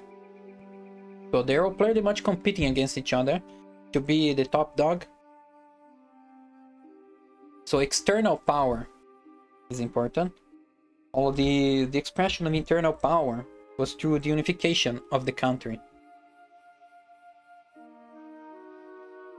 Now, moving on. Did I stop? Did I read this one? Oh god, I forgot where I stopped reading. Both the work of unification and the striving after power were clear results of mercantilism in its capacity as the economic system of the new sovereign state. Both were given to a high degree in the environment, and in fact we may go so far as to say that every state must aim at a certain minimum of both economic unity and external power. In the work of unification, the actual idea was obvious, and only the success or failure of its application remains to be examined. The endeavors to gain in power are again interesting in connection with the degree of their strength, and still more with regard to the idea of how to make economic life serviceable to this power. The latter point of view is particularly well calculated to afford an insight into the subject. There's like 20 seconds until ad starts, so I'm just gonna start them now. I'm just gonna start them now. And the ads are in progress, so another break. This one will actually be 3 minutes since I have nothing else to do but brush my teeth. See you guys soon.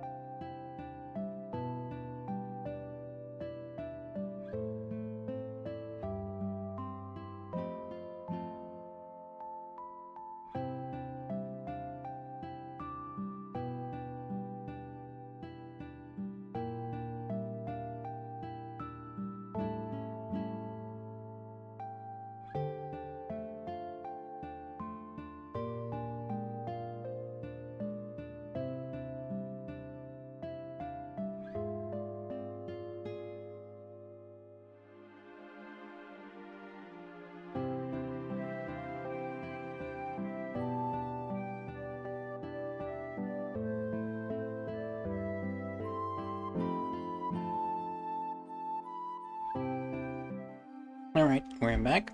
Last tower.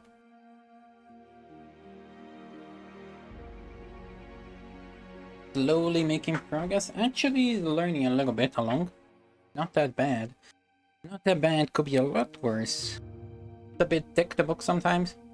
It's a bit thick the book sometimes, but I've already made quite a few interesting calls about it, so little by little I start to understand more and more. You know, moving on, it follows that mercantilism cannot be understood without investigating, in addition, and perhaps even primarily, something other than the ends which the policy had in view. It is indispensable to study with particular attention the means that were considerable practical for the attainment of these ends.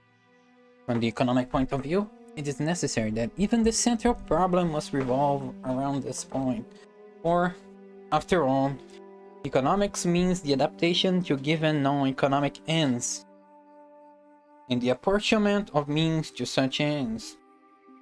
And so we cannot even begin to understand the economic aspect of mercantilism without thoroughly investigating the means which it is regarded as best suited to the attainment of its ends. It thus becomes perfectly clear in the comparison between mercantilism and laissez-faire. Wait, what? Particular attention means that were considered practical. Yeah. From my point of view, it's necessary for even the central problem for term economics means the adaptation to given non-economic ends and the apportionment of means to such ends. We cannot even begin to study the economic aspects of mercantilism without thoroughly investigating the means which it regarded as best suited to attainment of its ends. And thus becomes perfectly clear in the comparison between mercantilism and laissez-faire. Okay, there's the goals and there's things happen and how you do to achieve those goals, the actions. The actions you take to achieve the economic goals, so he's saying that you need to study what actions were even considered like reasonable for the time. Because of course, it is something historical. You cannot separate the historical context of mercantilism from its economic system. It's true that one important difference between mercantilism and laissez-faire refer to ends, insofar as mercantilism was concerned with wealth simply as a base for state powers, while laissez-faire regarded it as valuable to the individual and worth striving for on that account. But in actual fact, this difference meant much less than might have been expected, for wealth as such was the center of interest and dominated economic thought, and deals to an equal degree in both. Far more in fact than the question of its ultimate application, to the extent mercantilism and laissez-faire in agreement on the question of ends.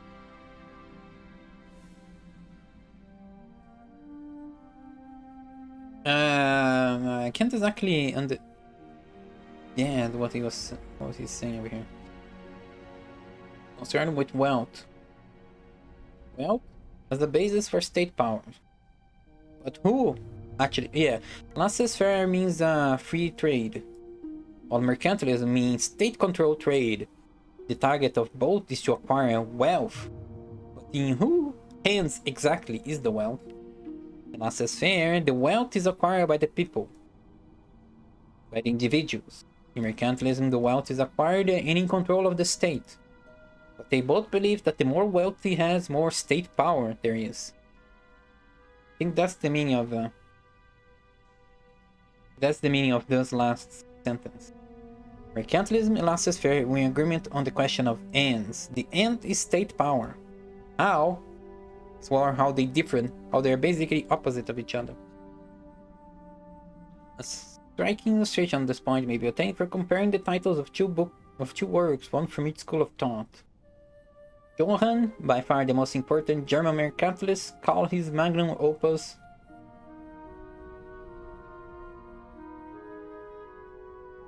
It's in German. How the fuck am I gonna know the meaning of this? Adam Smith's work was called An Inquiry into the Nature and Causes of the Wealth of Nations. Even apart from the great differences in the verbal elegance and modernness of the two titles, it is true that there are some shades of difference between the two titles. Heckscher speaks of organized groups, Adam Smith, with less emphasis on the state, only of nation. I guess state? I guess what they mean. emphasis on state means the government. Emphasis on nation means that the people are included, and as a more general notion, which is concerned with increase and decline in general, meet only with the causes of wealth or well-being. But it must be admitted that the problems set out in both books differed only in small matters, especially since Becker, just as much as Adam Smith, actually stopped short at the factors working for or against an increase in wealth. Huh. The book was about the wealth and they stopped short of it. However, to conclude from this, the mercantilism and laissez-faire economists in general, or Becker and Adam Smith in particular, looked at economic phenomena through the same spectacles, is to fall into as hopeless a mistake as possible. And the fact that they represented essentially different, if not directly opposed, opinions in matter of economic policy was due to the wide gap between their views as to the proper means. I need to enunciate better. I'm trying to forcefully enunciate better. My reading. Mercantilists and laissez-faire politicians or economists agreed in directing their attention primarily to such questions as how does a state become powerful? What should one do to bring it to prosperity and well-being? What is it that creates the increase and decline of countries, the wealth of nations? But to tackle these problems, they offered quite different, if not entirely opposite solutions. These are the questions that are interesting to me. Because these are the questions you need to ask yourself in how to make world building, how to make believable politics, how to make logical economic systems in a fantasy world where things are pretty fucking wild most of the time. If it's not wild, then why are you making fantasy? They view that the problem of the relationship of means to ends must be placed at the center of every work of mercantilism that wishes to probe the subject thoroughly is fortified by another line of argument. On this point, the arrangement of means to ends, mercantilism represented a conception which not only diverged as much as possible from what preceded it, but obtained also a hold over ideas on economic policy after mercantilism, far more so than any other idea emanating from mercantilist ideology. Oh wait, I had a thought. Yes, the ends of mercantilism and laissez-faire are the same. But for you to make the difference between laissez-faire and mercantilism, you need to look at the way they try to achieve their ends as a way to differentiate between them. That's why the ways are important. The ways of how the ends are achieved are important to mercantilism, which is not necessarily important to world building, but it's important to understanding this book or what the author is talking about. Where did I stop? Even today, or perhaps one should say once again, today, popular ideas in this respect are in the main mercantilistic. What? To study the special aspect of mercantilism, thus to deal with the rise of an outlook which is still prevalent, at least among laymen. I now refer primarily to the attitude of mercantilism towards the means for supplying the wants of human beings, yea, to commodities. In other words, what I have in mind is the theory that the danger from which economic policy was chiefly to protect a country lay in having too much goods. This way, mercantilism becomes a protectionist system. It is treated in the third part of the present war. Not exactly much to go on about it, but yeah, protectionist measures to give a because the people want the government. It's quite common still in modern times. Protectionist measures because the people want to vote into power politicians that will protect them. Well, there's kind of a natural influence into being this protectionism that arose into mercantilism that still lasts to this day. There's a tendency for these measures to still last to this day because they benefit the population. But they don't exactly benefit the state. Or it may be the goal of the state to have these protectionist policies. Moving on, mercantilism as a protectionist system has an important complement in the monetary sphere. A sphere of economic life which has almost always touched people's imagination far more than its more obvious side. Connection between money and goods in the mercantilist conception of economics was represented in the balance of trade theory, which has often been regarded as that which was most specifically mercantilist in its whole theoretical structures. I understand everything. By that I mean understand shit. Ideas on the balance of the trade and significance of money undoubtedly occupy center position in mercantilism, but at any rate, it's characteristic that they have diminished importance in people's minds far more than have mercantilist ideas with regards to goods. From other points of view, too, it seems to me that the monetary aspect has had less importance in economic policy than the commodity aspect, though it has nonetheless exercised an enormous influence. Mercantilism as a monetary system does include the balance of trade theory constitutes the fourth part. Oh yeah, I think he's talking about money. Like I was saying, protection is about goods because they want to protect the flow of goods so that people have comfort, so that they can have all of their luxuries and commodities. But on the money sense, which means that the balance of trade must always be positive for the state. The mercantilist idea has not survived into modern times. People don't care if the state is positive or negative because it doesn't really have much of a practical influence on their lives. If the coffers of the treasury of the government are full or not, it doesn't matter. As long as the people get their goods, the commodities, their luxuries, it is fine. So protectionist measures in the sense of money has not been survived the test of time. Moving on, it has often been discussed whether mercantilism comprised a theoretical system or not, but this question is badly stated. Everybody has certain ideas, whether he is conscious of them or not, as a basis for his actions, and mercantilists were plentifully provided with economic theories on how the economic system was created and how it could be influenced in the manner desired. As a proof that there was no uniform outlook, many writers pointed to the undeniable fact that different mercantilists put forward mutually antagonistic demands. But is this proof of the uniformity rather than the contrary? Wait. Proof that there was no uniform outlook, many writers have pointed to the undeniable fact that the different mercantilists put forward mutually antagonistic demands. Oh. Yeah, he's just saying that that the ways that the ways that they try to implement the actions that lead to the mercantilist goals can be opposite to each other, can be antagonist to each other, or to the extent that contrary demands emanated from the same or closely related principles, the disunity in all matters of practice indicates that the premises themselves did not rest on practical interests, but on more or less generally recognized principles.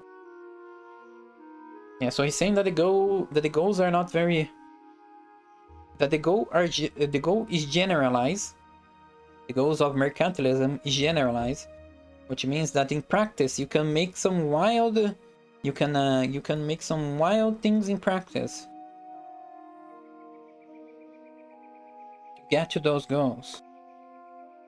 But the point of mercantilism again is the end and how you achieve those ends. But not exactly how practically, how you achieve those ends in practice. And in fact, this was so and to a degree which one can scarcely imagine unless one has studied the matter itself. To this extent, there was undoubtedly a uniform body of doctrine, in the same sense as it is to be found at present among statesmen, journalists, and people taking part in public discussions. There is another and much more difficult question, which is whether mercantilism produced any scientific theory and consequently an economic science. The answer must be arbitrary to the extent that there is no objective standard for deciding when a view has become clear enough to become scientific. Yeah, scientific theory, is there...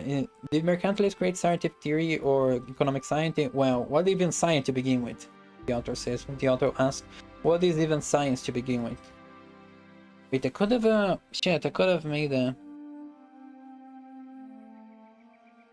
I made a quote of the thing that I just talked about.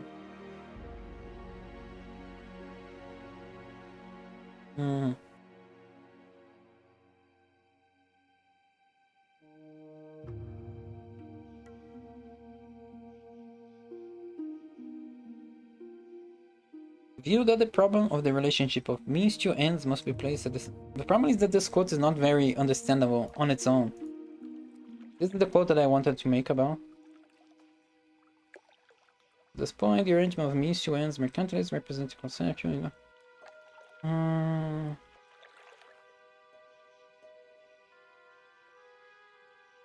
Thus, best factor in the main mercantilist to study the special effect of mercantilism to deal with the rise of one outlook which yeah, this is a horrible thing to quote.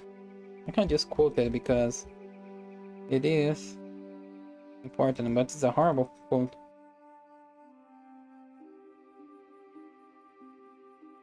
The view that the relationship, the problem of the relationship must be placed at the center of our... Yeah, this is a shitty quote, but whatever. Yeah, where were we?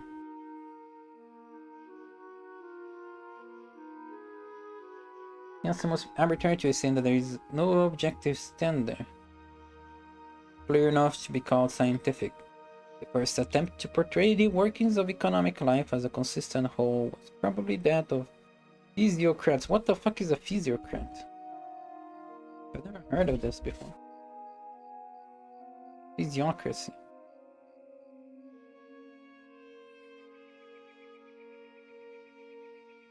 Wait, this is already in English. Physiocracy is an economic theory developed by a group of 18th century Age of Enlightenment French economists who believed that the wealth of nations derives solely from the value of land agriculture or land development, that the agricultural products should be highly priced. The theories originated in France and are most popular during the second half of the 18th century. Physiocracy became one of the first well-developed theories of economics.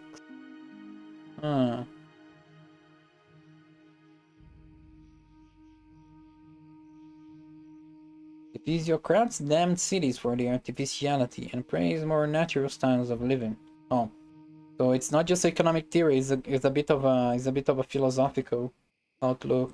They celebrated farmers, called themselves les economistes, but are generally referred to as physiocrats to distinguish their beliefs from the many schools of economic thought that followed. I guess they were one of the first well-developed theories of economics. I guess this is why they're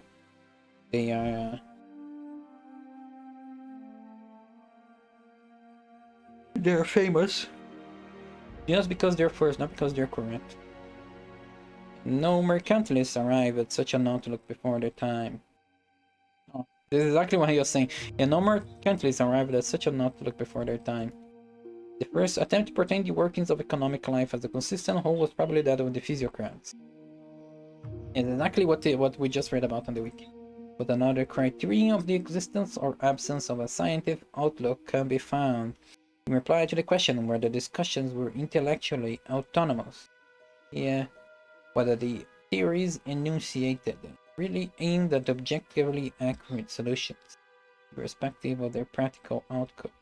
It seems difficult to deny that, in fact, some part of 17th century economic thought fulfills these requirements, so it cannot be gainsaid.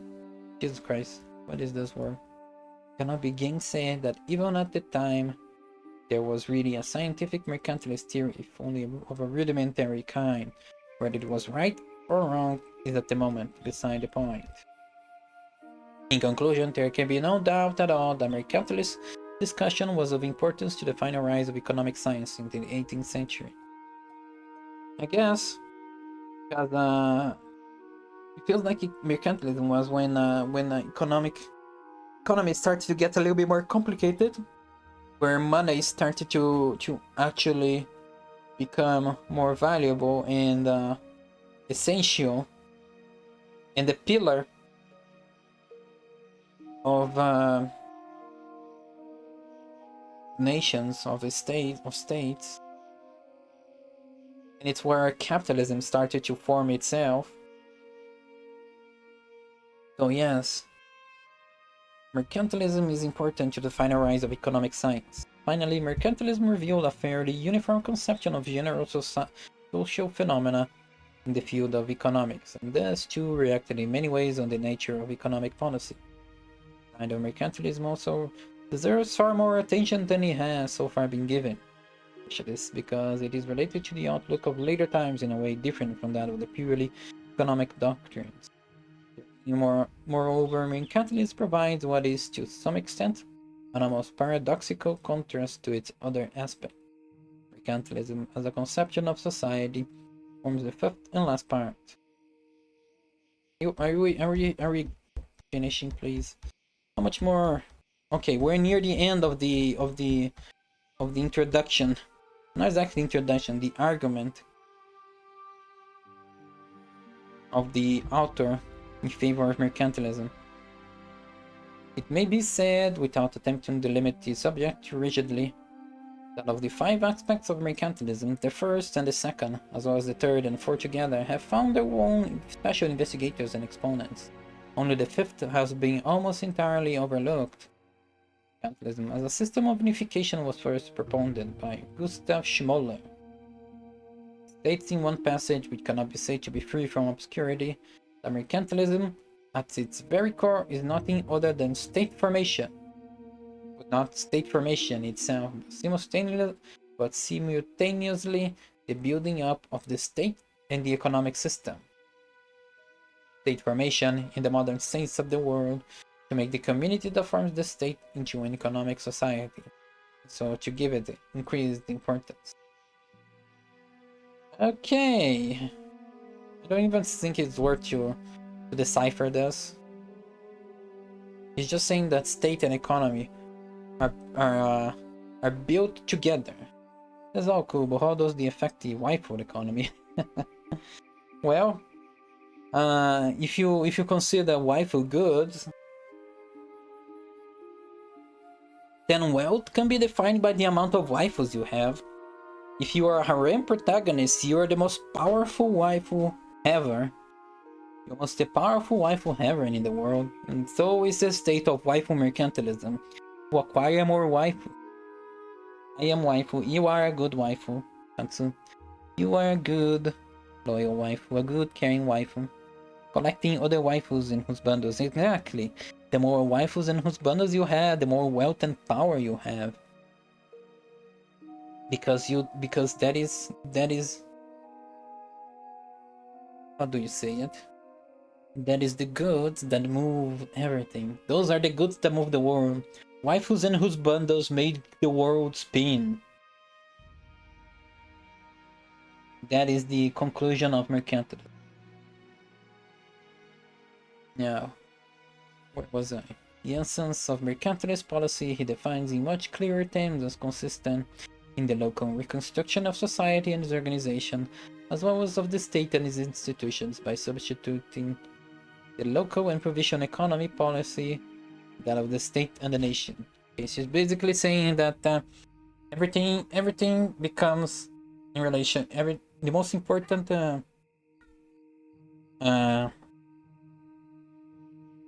the only goal is that of the state and the nation.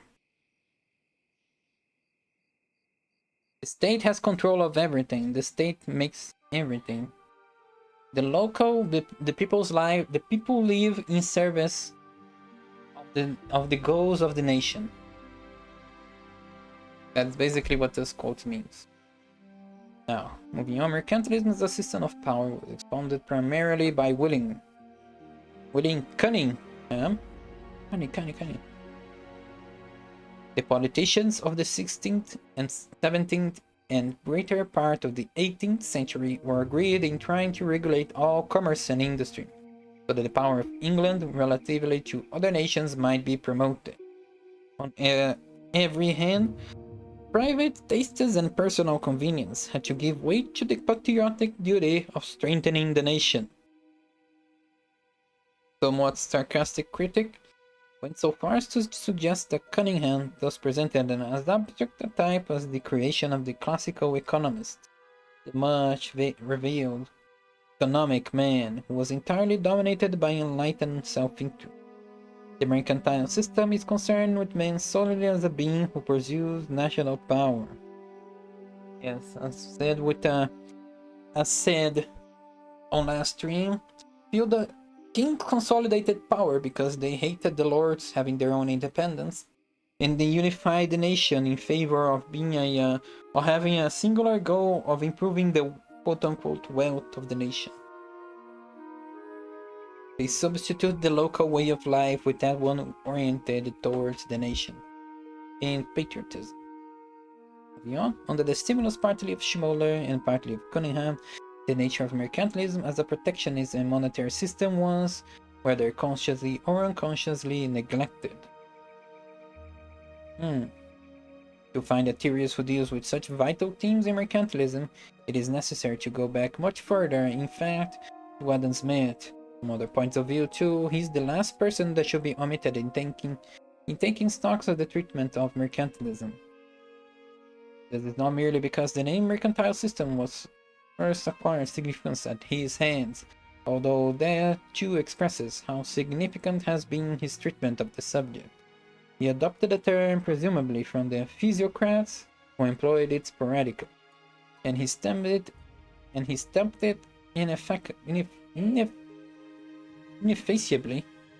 ineffaceably. Another new word. Thank you, book, for teaching me words that I did not want to know. Ineffaceable. Ineffaceably. Ineffaceable. Ineffaceable. Ineffaceably. What does that actually mean, though? Unable to be erased or forgotten. Oh. His stamp will be in a way that's unable to be erased or forgotten on the popular consciousness. 8 of the 9 chapters in the 4th book, or almost a quarter of the whole Wealth of Nations, is devoted to exposition and scathing criticism of that which Adam Smith conceived mercantilism to be, in other words, his position as a protectionist monetary system. Adam Smith began his analysis of mercantilism with a treatment of its attitude towards money. At the end of the very first chapter, he went over to a treatment of general protectionist policy, illustrating it with a wealth of data, especially since his position of Commissioner of Customs in Scotland enabled him to penetrate the mysteries of England's customs system. Clearly, an author cannot remain unbiased in treating of an economic policy which he deems it is his principal task to uproot. Of course. For this reason, to seek a final evaluation of the achievements and faults of mercantilism in Adam Smith is to seek in vain. As a critic, he has at least this advantage that he could hardly be more frank and outspoken than he is. On the other hand, the undeniable sympathy with mercantilism generally dominating members of the historical who provided no guarantee of impartiality. This paragraph is completely useless. Personal reactions of the various students of the subject to ends of the economic policy of the time gone by are of liberal account, since nothing they could do would make any difference. Vital point is the extent to which they have been able to grasp the real significance of the tenets in question. It's impossible to decide whether those who were biased in favor of the system saw farther than those who were biased against it. On the other hand, there are 1 or 2 points in which possible value of one attitude or the other can be determined. Please end this book, please. I want to continue.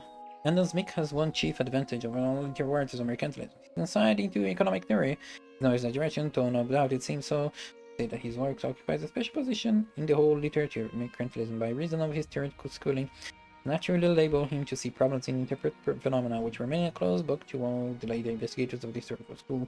On the other hand, its equally obvious wherein his weakness consists in his defective sense of the relativity of things. This, however, happens to constitute the principal general merit of the historical school, and an appreciation of the relativity of things is therefore necessarily to be found to a much greater extent among historians who deal with mercantilism than with Smith.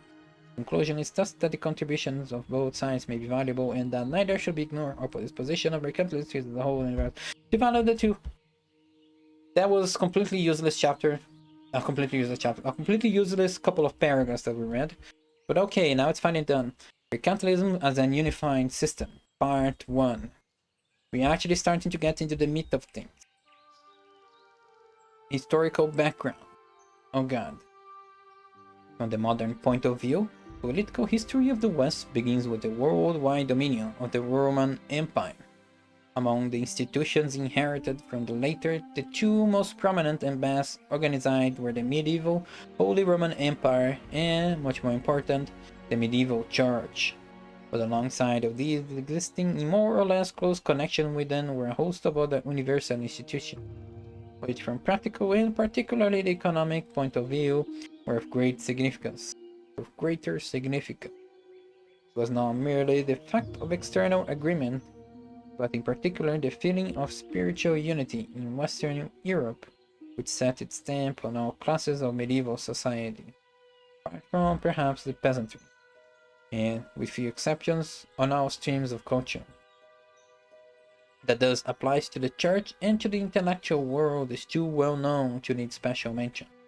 The secular priesthood and the monastic orders, universities attended by students from all over the West, and the common language, Latin, gave rise in this sphere to such a spiritual community as finds no worthy counterpart in later times. Yeah, she's just talking about the West and the identity of the Western European world. The same applies also to chivalry, which from Sicily to Scandinavia was subject to a common code of honor and had common ceremonies. It is of particular importance from the economic aspect that these common characteristics also apply to the new economic forces in medieval society. The towns and the handicraft organizations. The guild system. Oh, there's no U on it. Guild. Guild is in without a U. Let me see.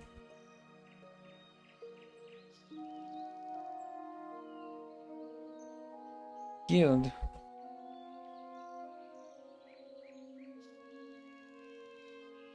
Guild. Where did the word guild come? It means pay, contribute. Because there's guilding. Runacraft. Guilding, yeah.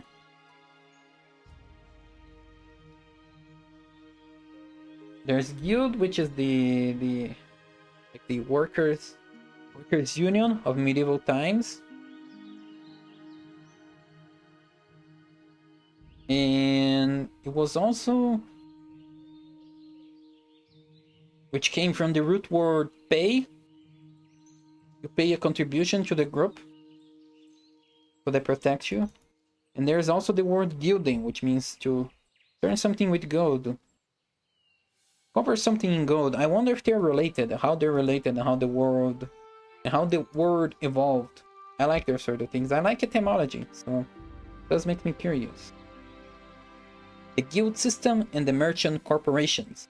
The privileges and the administration of the towns were the same over the whole of the West, often down to small details, and were, what is undoubtedly significant, an expression of the feeling of spiritual community. They certainly did not mean that a harmony among all individuals of the same calling or the same social position prevailed throughout the West. Yet that should go without saying. Still, less did it mean the existence of universal cooperation and fraternal goodwill transcending social boundaries. But from the point of view of our argument, it is sufficiently important that there did exist a kind of unity regarding territorial boundaries, so that the inhabitants of two cities, geographically far from each other and politically under different rulers, could be more closely bound to one another, and might be prepared to concede one another greater privileges than was the case with the citizens of cities not so far apart and politically more closely allied. There were, in addition, universal economic institutions, especially influencing merchants of all Western Europe. Thus, in connection with international affairs, there arose a system of common legal procedure for all merchants. In England, applied by what was aptly named the Court of Pipe Powder, the dispute borders, and a common law of commerce and exchange, which became the starting point for all later legal development in thus most important commercial sphere. After this came the influence of Roman law in its entirety, as it spread across Europe, and especially canonic law, universal by its very nature. All these factors helped the social life of the West to retain something of a universal character, even after Holy Roman Empire had become the merest shadow of a shadow, and the extremely real bond of the Church had been burst asunder by the Reformation. Thus began a line of development which can be followed more or less clearly from medieval times, through the period of independent and sovereign states, right up to the liberalism and cosmopolitanism of the 18th century, and the attempts at the revival of that European unity which had never wholly been eradicated. Old Harald Hijar, beginning the Holy Alliance and eventually find expression in the League of Nations. The above is interesting from many points of view, especially from that of the philosophy of history. It refutes in fact the conception that economic factors are the only ones in history. In the Middle Ages, all these factors pointed in the direction of a local isolation and their difficult obstacles in the way of any kind of general agreement over wide areas. It is not this fact, however, which must be emphasized here. For some, was something rather different: universalism. Universalism was one of the two factors which stood in conflict with the claims of the state on the individual, and opposed the state in its endeavor to express itself. There's not a lot for me to actually comment on here. It's just recounting history on a more general way. So when they like reference history, there's less for me to work with, because they're just stating a fact. Yeah, this happened. I'm like, okay, this happened. And it's easier to make parallels when they're talking more general terms with my world building and such. The other factor exercising the same effect in the special connection was, however, the exact antithesis to universalism. In fact, particularism. The outstanding characteristic of medieval society was just this peculiar blending of these two ideas. The daily work of the corporations was governed by the narrowest parochial considerations, but they had at the same time a lively consciousness of belonging to an organization embracing the whole of Western Christendom. But whereas universalists have to overcome economic forces, particularism was actually and even intensely supported by them. It's not surprising, therefore, that particularism developed much greater strength than universalism, and that the difficulties which states found in eradicating the universal features from social and economic life were almost negligible, while in general they found particularism too strong for them. The reason for this is partly and perhaps largely that economic forces benefited the latter enormously, but were antagonistic to the former. For even though the economic factor may not be only effective social force, there can be no doubt that it is one of the most powerful. Wait, what is it talking about exactly here? Particularism developed much greater strength than universalism. The difficulties which states found in eradicated universal features from social and economic life were almost negligible. In general, they found particularism too strong for them. I guess particularism means like what's a particular for the area, what's a special in the area. So they had trouble making things more homogeneous, while giving freedom people to be more individualistic was easier.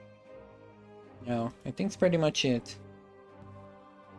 For this tangent, let's move on. One of the two main economic causes of this situation was the existing condition of communication facilities, particularly land communications, which under primitive technical conditions always offered greater difficulties before the great inventions than inland waterways or coastwise transport. Yes, one of the reasons why why the little communities were had difficulty uniting themselves was communication. You can see in these days where the internet is when the age of the internet, there's sorts of it's a lot more easier to connect with people and to create a more homogenized culture because you're all actually easily talking to each other. You're talking to people from all across the world right now. There are people from all across the world watching this, listening to this. So the unification of the country was not possible before without the technology for it. That's why feudalism remained as it is. That is also one of the reasons why the Roman Empire fell, because the empire was so wide that technology could not sustain it. There was not enough technology to sustain the Roman Empire. But the more distant the lands, the more mismanaged they kinda were. Moving on, a country such as England, with its remarkably long coastline in proportion to its land area, had, for this reason, far greater possibilities of achieving political union than continental states. And of these, none was worse than Germany. In spite of this fact, the condition in Germany and the other continental countries would not have been so favorable if the large rivers had been allowed to fulfill their natural functions. But yes, in the case of England, travel through sea is faster than travel through land, so it's easier to take a ship and go to one coastal area to another coastal area than it is to take a land and walk through there, which facilitate the communication. On land, long distance in the backward state of technical knowledge form a natural obstacle in the way of intercourse. On the rivers, there were also artificial hindrances, themselves a result of disintegration, namely, countless river tolls dealt with in the next chapter. So it came about that disintegration once begun continued to increase. Second of the economic phenomena, which are the chief causes of particularism, was the prevailing natural economy, which in turn was closely bound up with the means of communication. It is certainly true, as has been pointed out, that what is known as feudalism existed even without a natural economy. But this is no reason for doubting that the prevalence of this economy substantially assisted the disruption of the state. What are you talking about? No idea. The fact that the state receives its revenue in kind and not in money or other universal purchasing power means that the revenue must be consumed on the spot, or at least that its transport is rendered difficult. And the worse the facilities for transport, the more difficult those does become. Oh yeah, another important factor of technology is that if you need, if you have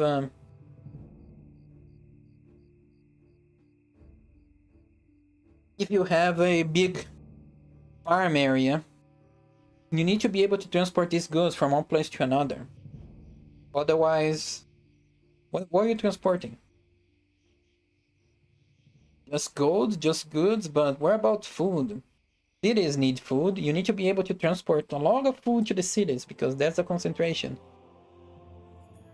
So with the development of technology of transformation, cities became more important, which improved the cities managed to become more important, to become bigger, and to develop more, and also to become centers of national identity, really. Because with the majority of people concentrating on cities, the more stable was the national identity. Yeah, where was I? As a result, again, the revenues for each particular area form an isolated fund, which is of necessity separately administered and cannot be paid into a common purse. Oh yes, and if you can't exactly move your goods around they're just you become isolated, and this contributes to the feudalism system because the lord has the power, has the control over the lives of everyone, has too much strong control. If you can actually move the goods around, the king has more power because the king can just order things around in between countries. Otherwise, the king, even if the king in a feudal system, he does not have the power to actually provide for the population. So the population is loyal to the lords, not the king, which gives more power to the lords. Now moving on. Agents nominated by the state are remunerated by means of concessions, that is, rent or revenue from crown property, or are given the power of disposal over royal privileges, tolls, coinage rights, etc. In return for these payments are expected to perform public duties. Yeah. Also another thing that with the more stability of transport of food and goods, money becomes more important than the food itself. So you can pay things in a more homogenized way. You can just pay everyone with money. As long as the goods are properly distributed within the territory, money becomes a lot more powerful. So the crown, which is by far the one that's collecting more money than everyone else due to taxes and things like that, the crown actually gains even more power over the people. Moving on. Control under these circumstances where local representatives of the state dispose of revenues in kind on the spot, in exchange for expenditure in kind, was undoubtedly most difficult. The fact that a private person had the right to collect public incomes, which resembled private incomes in every respect, led to a confusion of both, and eventually matters arrived at a point where the duty of performing such service in exchange for income of legally a public character gradually disappeared. Oh yeah, there's also what he's saying, that mixing goods that are consumed by the person with the revenue of the state are goods that can be consumed locally by the person. This person becomes a little bit more encouraged to steal a bit from the state. But if it's all about money, it becomes a bit more easier to separate the money of the state than the money of the person. In other words, in practice, public revenues passed into private hands. Yes. Public goods became private goods easily. How far does transference to private individuals of obligations to the state went may be gauged from this instance. There was in Germany in the Middle Ages a city privilege considered insecurity for its owner against the sale, hire, or pledging of one's obligations to the state. And as late as the beginning of the 17th century, Charles IX of Sweden granted this favor to Dutch immigrants who were to found Göteborg because they considered it necessary, although the request for it in a country like Sweden was pointless. The prevailing condition of natural economy... Oh, we're reaching the final minutes. The prevailing conditions of natural economy, the central authority could not govern from a capital. In fact, capitals could not really exist at all, for there was not enough income in kind for the maintenance of the court at any single place. Instead, the prince and his court were obliged to travel about in the country in order to utilize wherever had accumulated at various places. The constant traveling also served the purpose of keeping local rulers under observation, but there is no doubt that ruling under these circumstances was not the lightest of tasks. Honestly, it's been a while since I made a quote. I should be making more quotes. I should be making more quotes. Fuck me. But let me see. I'm gonna make one quote over here to mark it, and then I'll do it more later. It was undoubtedly most difficult. I need to understand this. I think it's not exactly talking about what I was talking, which is that the food is consumed locally, but also about in exchange for expenditures. I think there's also a thing about exchange of favors, where the individual could exchange favors. Private, yeah, there was not a good separation between state and private. So the people that collected taxes would exchange personal favors in favor of giving some benefits to others. So it was a bit of a difficult separation, life, private and state life. But this book's quite thick, and not in the lewd kind. It's thick and difficult to understand. So this is gonna be a long one. 37 pages. 37 pages. Wait, no, 62. Yeah, I was in 62. 62 of 500. Does that show on screen? Does show on screen, yeah. It's called page 37, but it was actually the 62. Page 37 on the book. How many pages does the book have, actually? 400 and something. End of volume 1. 472. Okay. Page 37. Page 37 on 460 pages in one stream. How many streams? How many streams is it gonna be? 460 divided by 37. That's gonna be 12 streams to read one book, and this is volume 1. There's more than one volume. I'm not sure how I'm gonna do this. If I'm actually gonna read this until the end. But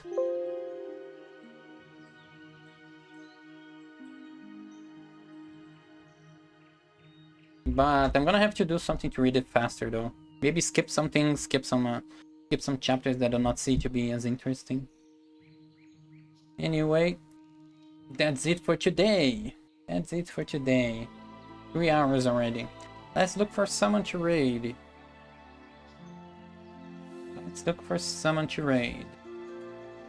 It has been productive. I learned some things, but at the same time,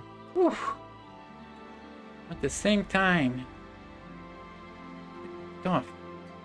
It's gonna be tougher than the Prince. The Prince book was more concentrated.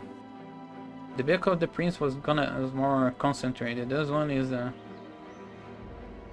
bit more complicated. What can we raid? Who can we raid?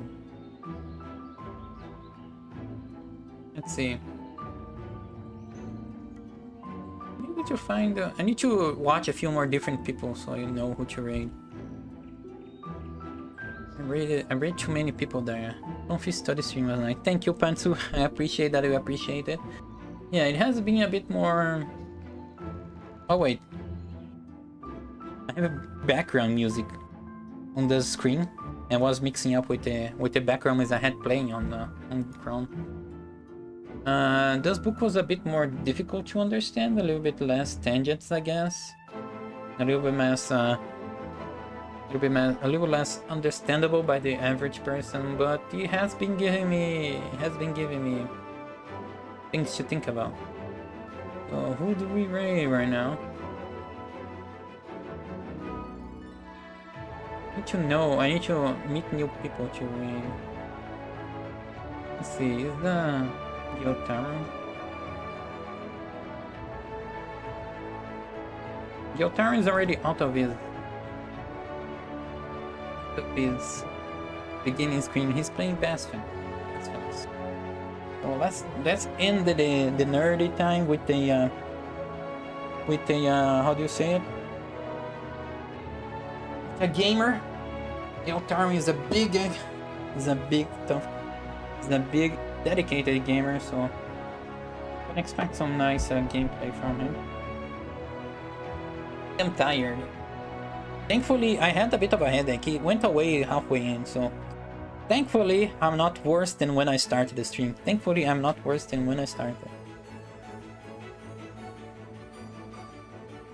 Doing a lot better. Now I just need to rest, actually. Maybe do some writing in the evening. Now let's see. For my schedule tomorrow, there's AI art stream. Continuing things. I need to actually try to make a Stable Diffusion XL work because the quality is so much better with Stable Diffusion XL. I need to make it work, but last time I did, my stream crashed. My computer froze, but I need to find a way because I saw people with very little VRAM, with less VRAM than I have, actually succeed in doing that. So I need to find a way to do it. Like, it's possible. I just need to not. Thank you for staying. Thank you, Mimi, for joining. Thank you for listening. Me nerd out and study. Hope someone can manage to find a little bit of entertainment from these things. To listen to me ramble a bit, or study and try to understand. It is a difficult topic. It's a very dry topic. I did. Thank you, Pantsu. Thank you. I'm glad you did. Anyway, tomorrow here at stream, I need to continue searching for SD Excel. The SD. Get it? SD. And Saturday is gonna be a late night stream. Well, not late night, it's gonna be evening stream with Lapis. No Lapis Sunday, but there will be Lapis Saturday.